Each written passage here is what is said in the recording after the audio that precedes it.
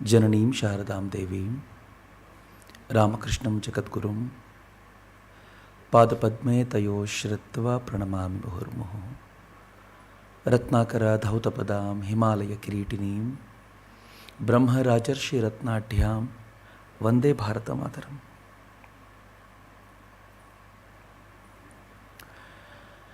ಆಗಮಿಸಿರುವ ಎಲ್ಲ ಶ್ರೋತೃ ಮಿತ್ರರಿಗೂ ಅತ್ಯಂತ ಪ್ರೀತಿಪೂರ್ವಕವಾದ ನಮಸ್ಕಾರ.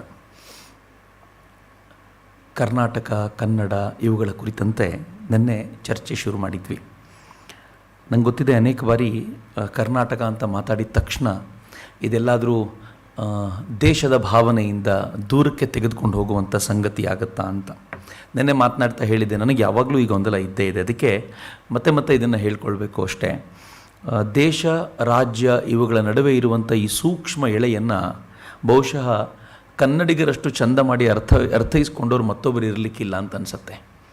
ನಾವು ದಕ್ಷಿಣದ ರಾಜ್ಯವಾಗಿದ್ದರೂ ಕೂಡ ದೇಶದ ಆಳ್ವಿಕೆಯ ಕೇಂದ್ರ ಉತ್ತರ ಭಾರತದ ಅಥವಾ ನಮಗಿಂತ ಸಿಕ್ಕಾಪಟ್ಟೆ ದೂರದಲ್ಲಿದ್ದಾಗಲೂ ಕೂಡ ಈ ಸಮನ್ವಯತೆಯನ್ನು ಸಾಧಿಸುವಂಥ ಒಂದು ಅದ್ಭುತವಾದ ಕಲೆ ಅಥವಾ ಅದ್ಭುತವಾದ ಜ್ಞಾನ ನಮಗೆ ಭಾಳ ಹಿಂದೆಯೇ ಸಿದ್ಧಿಸಿದೆ.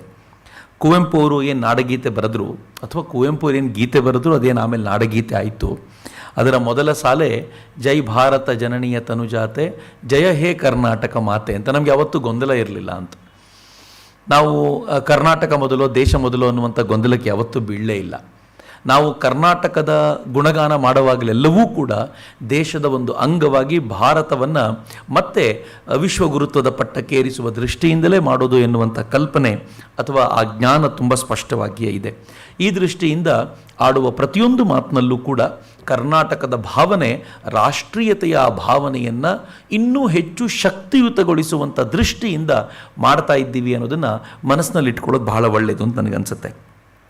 ನೆನ್ನೆ ನಾನು ಮಾತನಾಡ್ತಾ ಕನ್ನಡ ಭಾಷೆ ಹೇಗೆ ಉಗಮ ಆಗಿರ್ಬೋದು ಅಥವಾ ಕನ್ನಡ ಅನ್ನೋ ಪದವೇ, ಭಾಷೆ ಆಮೇಲೆ ಕನ್ನಡ ಅನ್ನೋ ಪದವೇ ಎಲ್ಲಿಂದ ಬಂದಿರ್ಬೋದು, ಕರ್ನಾಟಕ ಹೇಗೆ ಬಂತು, ಅದರ ಹಿನ್ನೆಲೆ ಏನಿರ್ಬೋದು ಅನ್ನೋದ್ರ ಕುರಿತಂತೆ ಚರ್ಚೆ ಮಾಡ್ತಿದ್ವಿ.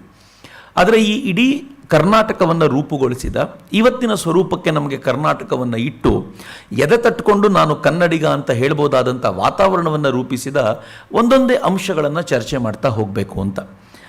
ವಾಸ್ತವವಾಗಿ ಯಾವುದಾದ್ರೂ ಒಂದು ದೇಶ ಅಥವಾ ರಾಜ್ಯ ಅಂತ ತಕ್ಷಣ ಆ ರಾಜ್ಯವನ್ನು ಕಟ್ಟಿದವರು, ಆ ದೇಶವನ್ನು ಕಟ್ಟಿದವರು ಯಾರು ಅಂತ ತಕ್ಷಣ ಮೊದಲು ನಮ್ಮ ಕಣ್ಮುಂದೆಗೆ ರಾಜರೇ ಬರೋದು. ಆದರೆ ರಾಜರ ಪೋರ್ಷನ್ ಇರುತ್ತಲ್ಲ, ಅದು ಒಂದು ಹಂತಕ್ಕೆ ನೋಡೋದಾದರೆ ಮಿನಿಮಲ್ ಪೋರ್ಷನ್ನೇ ಅದು.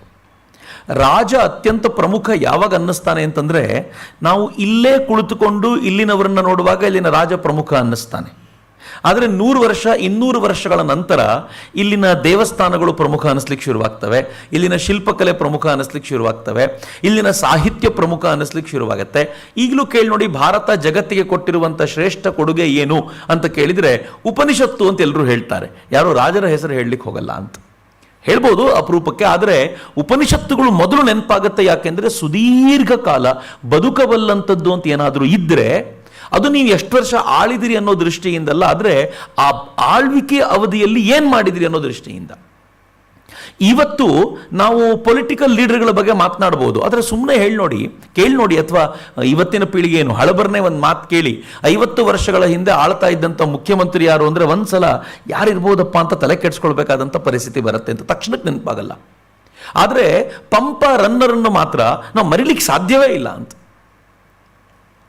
ನಾವು ಹಳೆಬೀಡು ಬೇಲೂರುಗಳ ಶಿಲ್ಪಕಲೆಯನ್ನು ಇನ್ನು 500 ವರ್ಷ ಕಳೆದಾಗಲೂ ಕೂಡ ಇಷ್ಟೇ ಹಚ್ಚ ಹಸುರಾಗಿ ಅದನ್ನು ನೆನಪಿಸ್ಕೊಳ್ತೀವಿ ಅಂತ.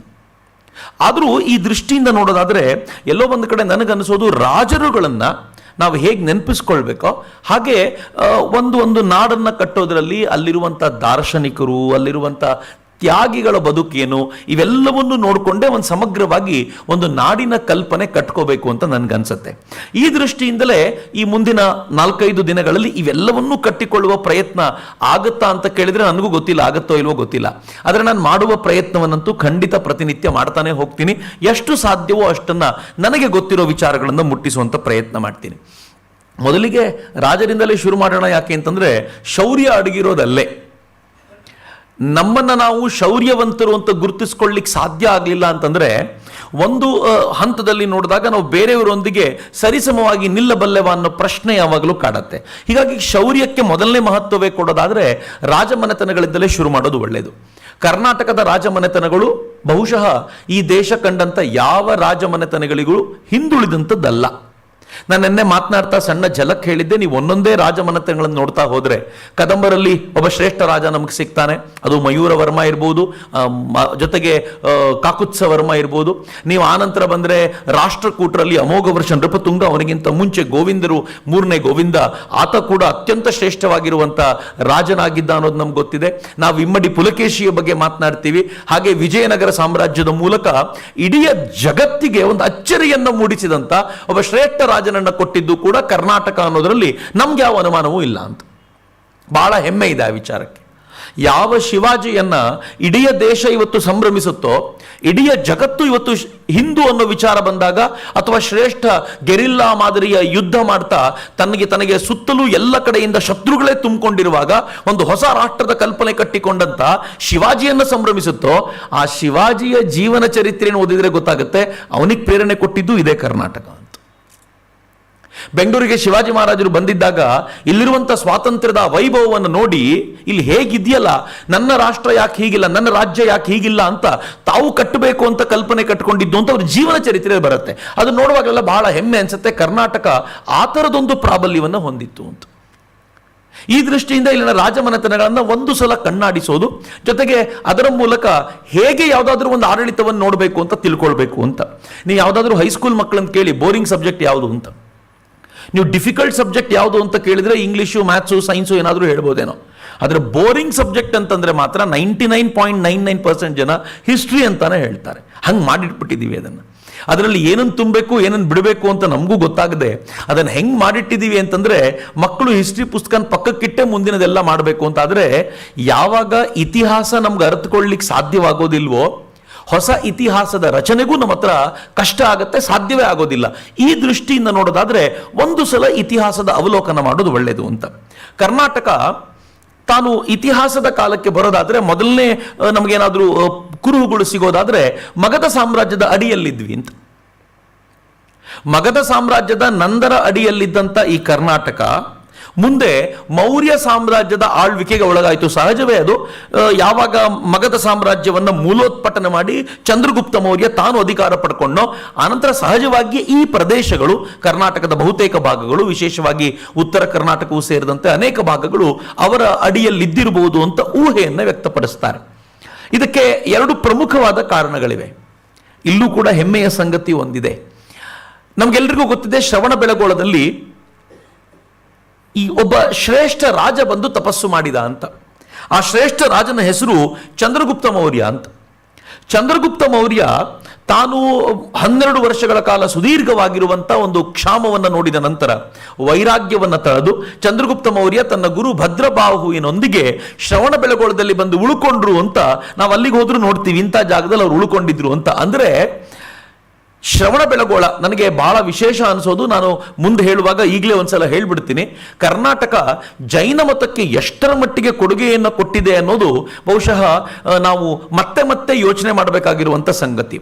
ನೀವು ಯಾವುದೇ ರಾಜರ ಕಾಲಘಟ್ಟ ತೆಗೆದುಕೊಂಡ್ರೂ ಅಲ್ಲಿ ಜೈನ ಮತಕ್ಕೆ ಬೇಕಾಗಿರುವಂಥ ಪೂರಕವಾದ ವಾತಾವರಣವನ್ನು ನಿರ್ಮಾಣ ಮಾಡಿಕೊಟ್ಟಿದ್ದಾರೆ. ಜೈನ ಮತಕ್ಕೆ ಒಂದೇ ಅಲ್ಲ, ಕರ್ನಾಟಕ ಎಷ್ಟು ಸಹಿಷ್ಣುವಾಗಿರುವಂಥ ಎಲ್ಲ ಮತಗಳಿಗೂ ಸೂಕ್ತವಾದವಾಗಿ ವೇದಿಕೆ ನಿರ್ಮಾಣ ಮಾಡಿಕೊಟ್ಟಿದ್ದಂಥ ರಾಷ್ಟ್ರವಾಗಿತ್ತು ಅಂತಂದ್ರೆ, ಶೈವನಾಗಿದ್ದ ರಾಜ ವೈಷ್ಣವನಾಗೋದು, ವೈಷ್ಣವನಾಗಿದ್ದ ಶೈವನಾಗೋದು, ವೈದಿಕನಾಗಿದ್ದವ ಜೈನನಾಗೋದು, ಜೈನನಾಗಿದ್ದವ ವೈದಿಕ, ಇವೆಲ್ಲವೂ ಕೂಡ ತುಂಬಾ ಹೊಸತೇನೂ ಅಲ್ಲ ಕರ್ನಾಟಕದ ಪಾಲಿಗೆ. ಹಾಗಿರುವಾಗಲೂ ಕೂಡ ತನ್ನ ಪ್ರಜೆಗಳಲ್ಲಿ ಎಲ್ಲ ಮತಪಂಥೀಯರು, ಎಲ್ಲ ಜನರು ಇರುವಂತೆ ನೋಡಿಕೊಳ್ಳೋದಕ್ಕೆ, ಅವ್ರಿಗೆಲ್ರಿಗೂ ಬೇಕಾಗಿರುವಂಥ ವ್ಯವಸ್ಥೆಯನ್ನು ಮಾಡಿಕೊಡೋದಕ್ಕೆ ಕರ್ನಾಟಕ ಯಾವತ್ತಿಗೂ ಮುಂಚೂಣಿಯಲ್ಲಿ ನಿಂತಿತ್ತು ಅನ್ನೋದು ಕೂಡ ಅಷ್ಟೇ ಪ್ರಮುಖವಾದ ಸಂಗತಿ. ಚಂದ್ರಗುಪ್ತ ಮೌರ್ಯ ಈ ಭಾಗಕ್ಕೆ ಬಂದು ತಪಸ್ಸು ಮಾಡಿದ ಅನ್ನುವುದರ ಒಂದು ಭಾಗದೊಂದಿಗೆ ಎರಡನೇ ಭಾಗ ಮತ್ತೊಂದೇನಿದೆ ಅಂತಂದ್ರೆ, ಕರ್ನಾಟಕದ ಅನೇಕ ಭಾಗಗಳಲ್ಲಿ ಅಶೋಕನ ಶಾಸನಗಳು ಸಿಗ್ತವೆ.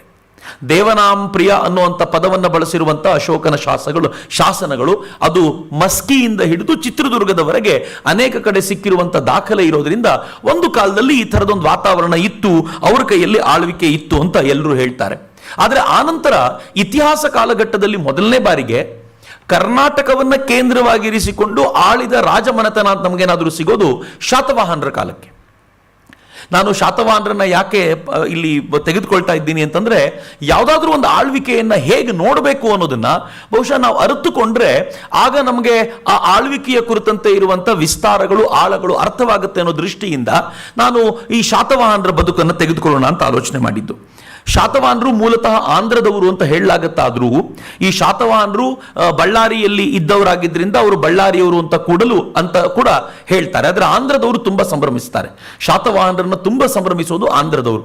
ಅವರ ಭಾಷೆ ಯಾವತ್ತೂ ಕನ್ನಡ ಆಗಿರಲಿಲ್ಲ, ಅವರ ಭಾಷೆ ಪ್ರಾಕೃತವಾಗಿತ್ತು ಅನ್ನೋ ಕಾರಣಕ್ಕೋಸ್ಕರ ಅವರನ್ನ ಕನ್ನಡದ ಮನೆತನ ಅಂತ ನಾವೇನು ಗಣಿಸ್ಲಿಕ್ಕೆ ಸಾಧ್ಯ ಇಲ್ಲ.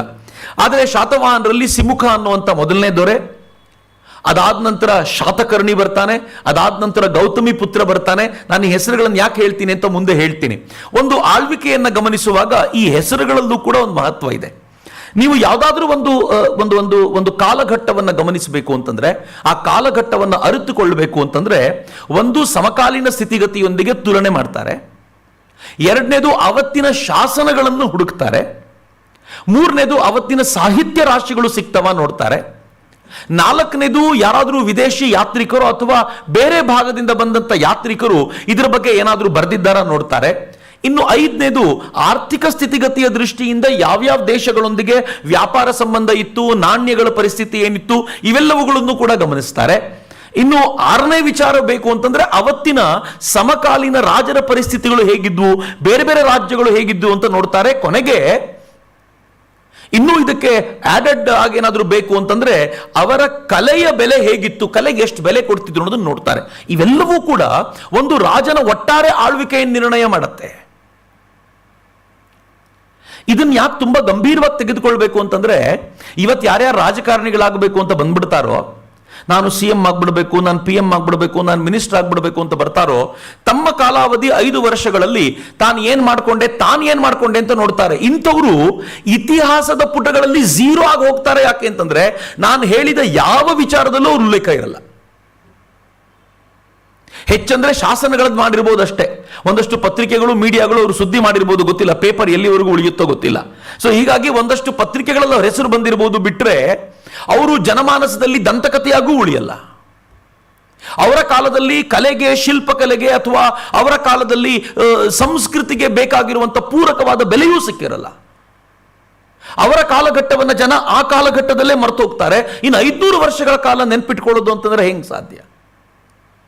ಯಾವಾಗ ನಾವು ಈ ಥರ ತುಲನೆ ಮಾಡ್ತೀವಲ್ಲ, ನಮ್ಮ ಇತಿಹಾಸ ಬಹಳ ಇಂಟ್ರೆಸ್ಟಿಂಗ್ ಅನ್ಸುತ್ತೆ. ನಾವು ಸುಮ್ಮನೆ ಶಾತವಾಹನರು ಅಂತ ಹೇಳ್ಬಿಟ್ರೆ ಅದು ಮಜಾ ಬರಲ್ಲ. ನೀವು ಸ್ವಲ್ಪ ತುಲನೆ ಮಾಡಿ ನೋಡಿ, ಕರೆಕ್ಟ್ ಅಲ್ವಾ ಅಂತ ಅನಿಸ್ಲಿಕ್ಕೆ ಶುರುವಾಗುತ್ತೆ. ಶಾತವಾಹನರ ದೃಷ್ಟಿಯಿಂದ ಹೇಳೋದಾದ್ರೆ ಸುಮ್ಮನೆ ಯೋಚನೆ ಮಾಡಿ, ಅವರ ಭಾಷೆ ಯಾವುದು ಅಂತ ನಾವು ಹುಡುಕೋದು ಹೇಗೆ ಅಂತಂದ್ರೆ, ಅವರ ಕಾಲದಲ್ಲಿ ಸಿಕ್ಕ ಶಾಸನಗಳಲ್ಲಿ ಯಾವ ಭಾಷೆ ಇದೆ ಅಂತ ನೋಡ್ತಾರೆ.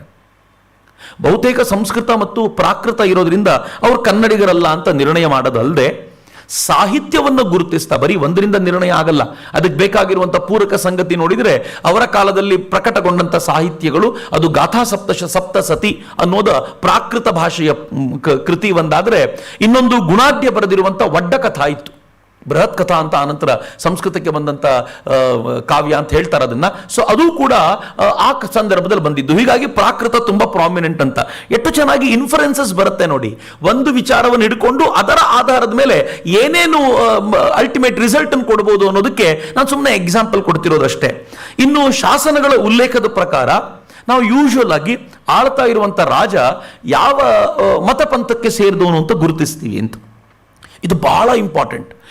ಒಬ್ಬ ರಾಜನ ಮತ ಯಾವುದು, ಆನಂತರ ಆತನ ರಾಜ ಪರಂಪರೆ ಯಾವ ಮತಕ್ಕೆ ಹೋಯ್ತು, ಆ ರಾಜನ ಆಸ್ಥಾನದಲ್ಲಿ ಅಥವಾ ಆ ರಾಜನ ಆಳ್ವಿಕೆಯಲ್ಲಿ ಯಾವ್ಯಾವ ತರದ ಜನ ಇದ್ರು ಅನ್ನೋ ಆಧಾರದ ಮೇಲೆ ಆ ರಾಜ ಎಲ್ಲ ಮತಗಳನ್ನು ಪುರಸ್ಕರಿಸ್ತಾ ಇದ್ನೋ ಇಲ್ವೋ ಗೊತ್ತಾಗತ್ತೆ. ಸೌದಿ ಅರೇಬಿಯಾ ಶಾಸನ ಏನಾದರೂ ಬಂದ್ರೆ, ಸೌದಿ ಅರೇಬಿಯಾದಲ್ಲಿ ಬೇರೆ ಯಾವ ಜನಾಂಗವೂ ಇಲ್ಲದೆ ಇದ್ದಿದ್ದರಿಂದ ಇವ್ರು ಯಾರನ್ನೂ ಸಹಿಸ್ಕೊಳ್ತಾ ಇರಲಿಲ್ಲ ಅಂತ ಇನ್ನೊಂದು 100 ವರ್ಷದ ನಂತರ ಸಹಜವಾಗಿ ಇನ್ಫರೆನ್ಸ್ ಕೊಡ್ಬೋದು. ಹಾಗೆ ಈ ಕಾಲಘಟ್ಟದಲ್ಲಿ ಮೂಲತಃ ಶಾತವಾಹನರು ವೈದಿಕ ಮತದವರಾಗಿದ್ರೂ ಕೂಡ ಅವರ ಕಾಲದಲ್ಲಿ ಅನೇಕರು ಕೂಡ, ಯಾಕೆ ವೈದಿಕ ಮತದವರು ಹೆಂಗೆ ಹೇಳ್ತಾರೆ ಅಂತಂದ್ರೆ, ಶಾಸನಗಳಲ್ಲಿ ಅವರು ಉಲ್ಲೇಖ ಮಾಡಬೇಕಾದಾಗ ಅವರು ಗೋತ್ರವನ್ನು ಬರೀತಾರೆ. ಅಷ್ಟೇ ಅಲ್ಲದೆ ನಾನು ಅಶ್ವಮೇಧ ಯಾಗ ಮಾಡಿದೆ ಅಂತ ಹೇಳ್ತಾರೆ. ಆನಂತರ ಅವರು ಅಗ್ರಹಾರಗಳಿಗೆ ನಾವು ದಾನಗಳನ್ನು ಕೊಟ್ವಿ ಅಂತ ಹೇಳ್ತಾರೆ. ದೇವಸ್ಥಾನಗಳನ್ನು ಪುನರುಜ್ಜೀವನ ಮಾಡಿದ್ವಿ. ಸಾಧಾರಣವಾಗಿ ಎಲ್ಲರೂ ಮಾಡ್ತಾರಾದ್ರೂ ವಿಶೇಷವಾಗಿ ಈ ಕಾನ್ಸಂಟ್ರೇಷನ್ ಯಾರು ಮಾಡಿರ್ತಾರೋ ಅವರನ್ನ ಈ ದಿಕ್ಕಿನಿಂದ ಗುರುತಿಸ್ಲಿಕ್ಕೆ ಸಾಧ್ಯವಾಗುತ್ತೆ ಅಂತ ಅಭಿಪ್ರಾಯ ಪಡ್ತಾರಷ್ಟೇ. ಇದು ಯಾವುದೂ ಕೂಡ ಇದಮಿತ್ತಂ ಅಲ್ಲ, ಆದರೆ ಅಭಿಪ್ರಾಯ ಪಡ್ಲಿಕ್ಕೆ ಸಾಧ್ಯ ಆಗತ್ತೆ. ಇದೇ ವೇಳೆಗೆ ಅವರ ಆಸ್ಥಾನಗಳಲ್ಲಿದ್ದಂಥ ಬೇರೆ ಬೇರೆ ಮತೀಯರು, ಅವರ ರಾಜ್ಯಗಳಲ್ಲಿದ್ದಂಥ ಬೇರೆ ಬೇರೆ ಜನ, ಉದಾಹರಣೆಗೆ ಇವರ ಕಾಲದಲ್ಲಿ ಕೆಲವು ರಾಣಿಯರು, ಇವರು ವೈದಿಕರಾಗಿದ್ದಾಗಲೂ ಇವರ ಕೆಲವು ರಾಣಿಯರು ಬೌದ್ಧ ಮತಾನುಯಾಯಿಯಾಗಿದ್ರು ಅನ್ನೋದು ಅಚ್ಚರಿಯ ವಿಷಯ. ರಾಜ ವೈದಿಕ ಮತ, ಆದರೆ ವೈದಿಕ ಮತವನ್ನ ಕಂಠಮಟ್ಟ ವಿರೋಧಿಸಿಕೊಂಡು ಬಂದಂತ ಬೌದ್ಧ ಮತಾನುಯಾಯಿ ರಾಣಿಯರು ಇರಬಹುದು ಅಂತ. ಮತ್ತು ಅವರು ತಮ್ಮ ಮನೆಗಳಲ್ಲಿ ತಮಗೆ ಬೇಕಾಗಿರುವಂತಹ ಆಚರಣೆಗಳನ್ನು ಮಾಡಬಹುದು, ತಮ್ಮ ಬೌದ್ಧದ ಐಡೆಂಟಿಟಿಯನ್ನು ಉಳಿಸ್ಕೊಳ್ಬಹುದು ಅಂತ. ಇತ್ತೀಚೆಗೊಂದು ಗಲಾಟೆ ಆಯ್ತಲ್ಲ, ಸುಮ್ಮನೆ ನಾನು ನೆನಪಿಸ್ಕೊಳ್ತಿದ್ದೀನಿ. ತನಿಷ್ಕ್ ಅವರು ಒಂದು ಆ್ಯಡ್ ತಗೊಂಡು ಬಂದರು. ಆ ಆ್ಯಡ್ನಲ್ಲಿ ಸೊಸೆ ಹಿಂದೂ, ಅತ್ತೆ ಮುಸ್ಲಿಂ, ಮನೆಯಲ್ಲಿ ಇದ್ದಕ್ಕಿದ್ದಂತೆ ಸೀಮಂತ ನಡೆಯುತ್ತೆ. ಸೀಮಂತ ನಡೆದಾಗ ಸೊಸೆ ಕೇಳ್ತಾಳೆ, ನಿಮ್ಮ ಸಂಪ್ರದಾಯದಲ್ಲಿ ಇದೆಲ್ಲ ಇಲ್ಲ ಅಲ್ವಾ? ಅದಕ್ಕೆ ಅತ್ತೆ ಹೇಳ್ತಾಳೆ, ಹೆಣ್ಮಕ್ಳನ್ನು ಖುಷಿಯಾಗಿಡೋದು ಎಲ್ಲ ಸಂಪ್ರದಾಯದಲ್ಲಿ ಇದೆಯಮ್ಮ, ಅದಕ್ಕೆ ಇಟ್ಟಿದ್ದೀನಿ ಅಂತ. ಭಾಳ ಚೆನ್ನಾಗಿದೆ. ಅದರ ಮಜಾ ಏನು ಅಂತಂದರೆ, ಇದು ಬರೀ ಕಾಲ್ಪನಿಕ ಕಥೆ ಮಾತ್ರ. ಕೆಲವು ಮೌಲ್ವಿಗಳೇ ಹೇಳಿದರು, ಅವರು ತುಂಬ ಸ್ಪಷ್ಟವಾಗಿ ಹೇಳಿದರು, ನಮ್ಮಲ್ಲಿ ಯಾರಾದರೂ ಮನೆಯಲ್ಲಿ ಈ ಥರದ ಆಚರಣೆ ಮಾಡಿದರೆ ಅವರನ್ನು ನಾವು ಮುಸ್ಲಿಂ ಅಂತ ಒಪ್ಕೊಳ್ಳೋದೇ ಇಲ್ಲ ಅಂತ ಫತ್ವಾ ಕೊಡಲಾಗಿದೆ ಆ್ಯಡ್ ಮೇಲೆ. ಹಿಂದೂಗಳು ಗಲಾಟೆ ಮಾಡಿದ್ರು ಒಂದು ಕಾರಣಕ್ಕೆ, ಸರಿ, ಅದು ಲವ್ ಜಿಹಾದ್ ಅನ್ನೋ ಕಾರಣ ಇಟ್ಕೊಂಡು. ಆದರೆ ಮುಸಲ್ಮಾನ್ ಮೌಲ್ವಿಯೊಬ್ಬರು ಇದರ ಮೇಲೆ ಫತ್ವಾ ಹೊರಡಿಸಿ ಏನು ಹೇಳಿದ್ದಾರೆ ಅಂತಂದ್ರೆ, ಇದು ನಮ್ಮ ಆಚರಣೆಗೆ ವಿರುದ್ಧವಾಗಿರೋದ್ರಿಂದ ನಾವು ಈ ಅಡ್ವರ್ಟೈಸ್ಮೆಂಟ್ನ ತಿರಸ್ಕರಿಸ್ತೀವಿ, ತನಿಷ್ಕ್ ಅವರು ನಮಗೆ ಕ್ಷಮೆ ಕೇಳಬೇಕು ಅಂತ. ಆದರೆ ಶಾತವಾಹನರ ಕಾಲಕ್ಕೆ ಒಂದೇ ಮನೆಯಲ್ಲಿ ವೈದಿಕ ಮತಾನುಯಾಯಿ ರಾಜ, ಬೌದ್ಧ ಮತಾನುಯಾಯಿ ರಾಣಿ ಇರಲಿಕ್ಕೆ ಸಾಧ್ಯವಾಗಿತ್ತು ಅಂತ. ಸ್ತ್ರೀಯರಿಗೆ ವಿಶೇಷವಾದ ಸ್ಥಾನಮಾನ ಇತ್ತು. ಹೆಂಗೆ ಹೇಳಲಿಕ್ಕೆ ಸಾಧ್ಯ ಆಗುತ್ತೆ ಅಂತಂದ್ರೆ, ಈ ಇತಿಹಾಸಕಾರರು ಅಥವಾ ಶಾಸನವನ್ನು ಅಧ್ಯಯನ ಮಾಡೋರು ಹೇಗೆ ಹೇಳ್ತಾರೆ ಅಂತಂದ್ರೆ, ಒಬ್ಬ ರಾಜನ ಹೆಸರು ಗೌತಮಿ ಪುತ್ರ ಅಂತಿತ್ತು. ಅಪ್ಪನ ಹೆಸರು ಹೇಳ್ಕೊಂಡು ನನ್ನ ಮಗ ಅಂತ ಹೇಳ್ಕೊಳ್ಳೋದು ಬಹಳ ಕೇಳ್ತೀವಿ. ಆದರೆ ಗೌತಮಿಯ ಮಗ ನಾನು ಅಂತ ಹೇಳ್ಕೊಳ್ಬೇಕು ಅಂತಂದ್ರೆ ತಾಯಿಗೆ ಬೆಲೆ ಕೊಡುವಂತ ಒಂದು ವಂಶ ಇತ್ತು. ಅದು ಆ ಶಾತವಾಹನರ ಕಾಲಕ್ಕೆ ಹೆಣ್ಮಕ್ಕಳಿಗೆ ವಿಶೇಷವಾದ ಗೌರವ ಇತ್ತು ಅಂತ ಹೇಳುವಂತ ಇನ್ಫರೆನ್ಸ್, ಅದಕ್ಕೆ ಇದು ಆಗಿರಬಹುದು ಅನ್ನುವಂಥ ಕಲ್ಪನೆಗೆ ಬರ್ಲಿಕ್ಕೆ ಸಾಧ್ಯ ಆಗುತ್ತೆ. ಇನ್ನು ಆರ್ಥಿಕ ಸ್ಥಿತಿಗೆ ಬರೋದಾದ್ರೆ, ನಾವು ಅವರು ಬಂದರುಗಳಲ್ಲಿ ವ್ಯಾಪಾರ ಮಾಡ್ತಿದ್ರಾ, ಅವರ ನಾಣ್ಯ ಹೇಗಿತ್ತು ಅಂತ, ನಾಣ್ಯಗಳ ಮೇಲೆ ಒಂದು ಇಡೀ ಸಾಮ್ರಾಜ್ಯದ ಇತಿಹಾಸವನ್ನು ಹೇಳ್ಬೋದು ಗೊತ್ತೇ.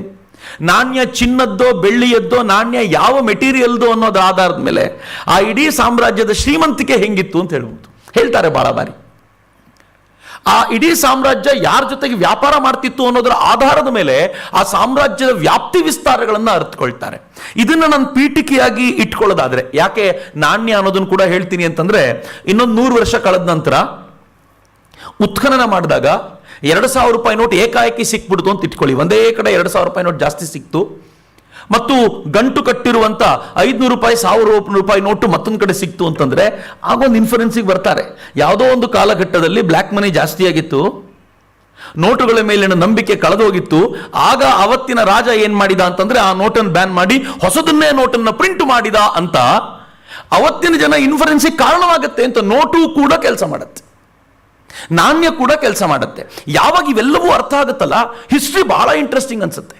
ಹೋದ ಕಡೆ ಎಲ್ಲ ಇದನ್ನ ನೋಡಬೇಕು ಅಂತ ಅನ್ಸುತ್ತೆ, ಆ ರಾಜನ ಜಾತಿ ಹುಡುಕಬೇಕು ಅಂತ ಅನ್ಸುತ್ತೆ, ಆ ರಾಜ ಏನ್ ಮಾಡಿದ್ದಿರ್ಬೋದು ಅಂತ ಹುಡುಕೋದಕ್ಕೆ ನಮಗೂ ಸಾಧ್ಯ ಆಗುತ್ತೆ. ಇದು ಈ ಎಲ್ಲ ಒಟ್ಟಾರೆ ಚಿಂತನೆ.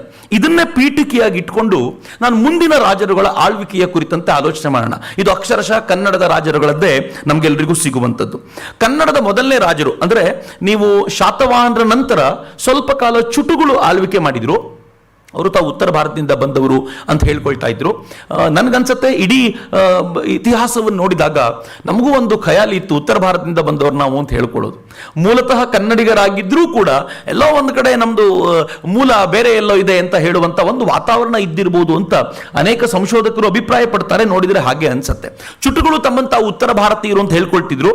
ಅದಾದ್ಮೇಲೆ ಸ್ವಲ್ಪ ಕಾಲ ಪಲ್ಲವರು ಆಳಿದ್ರು. ಪಲ್ಲವರು ಅಂದ್ರೆ ಈ ದಕ್ಷಿಣದ ನಮ್ಮ ತಮಿಳುನಾಡಿನ ರಾಜರು.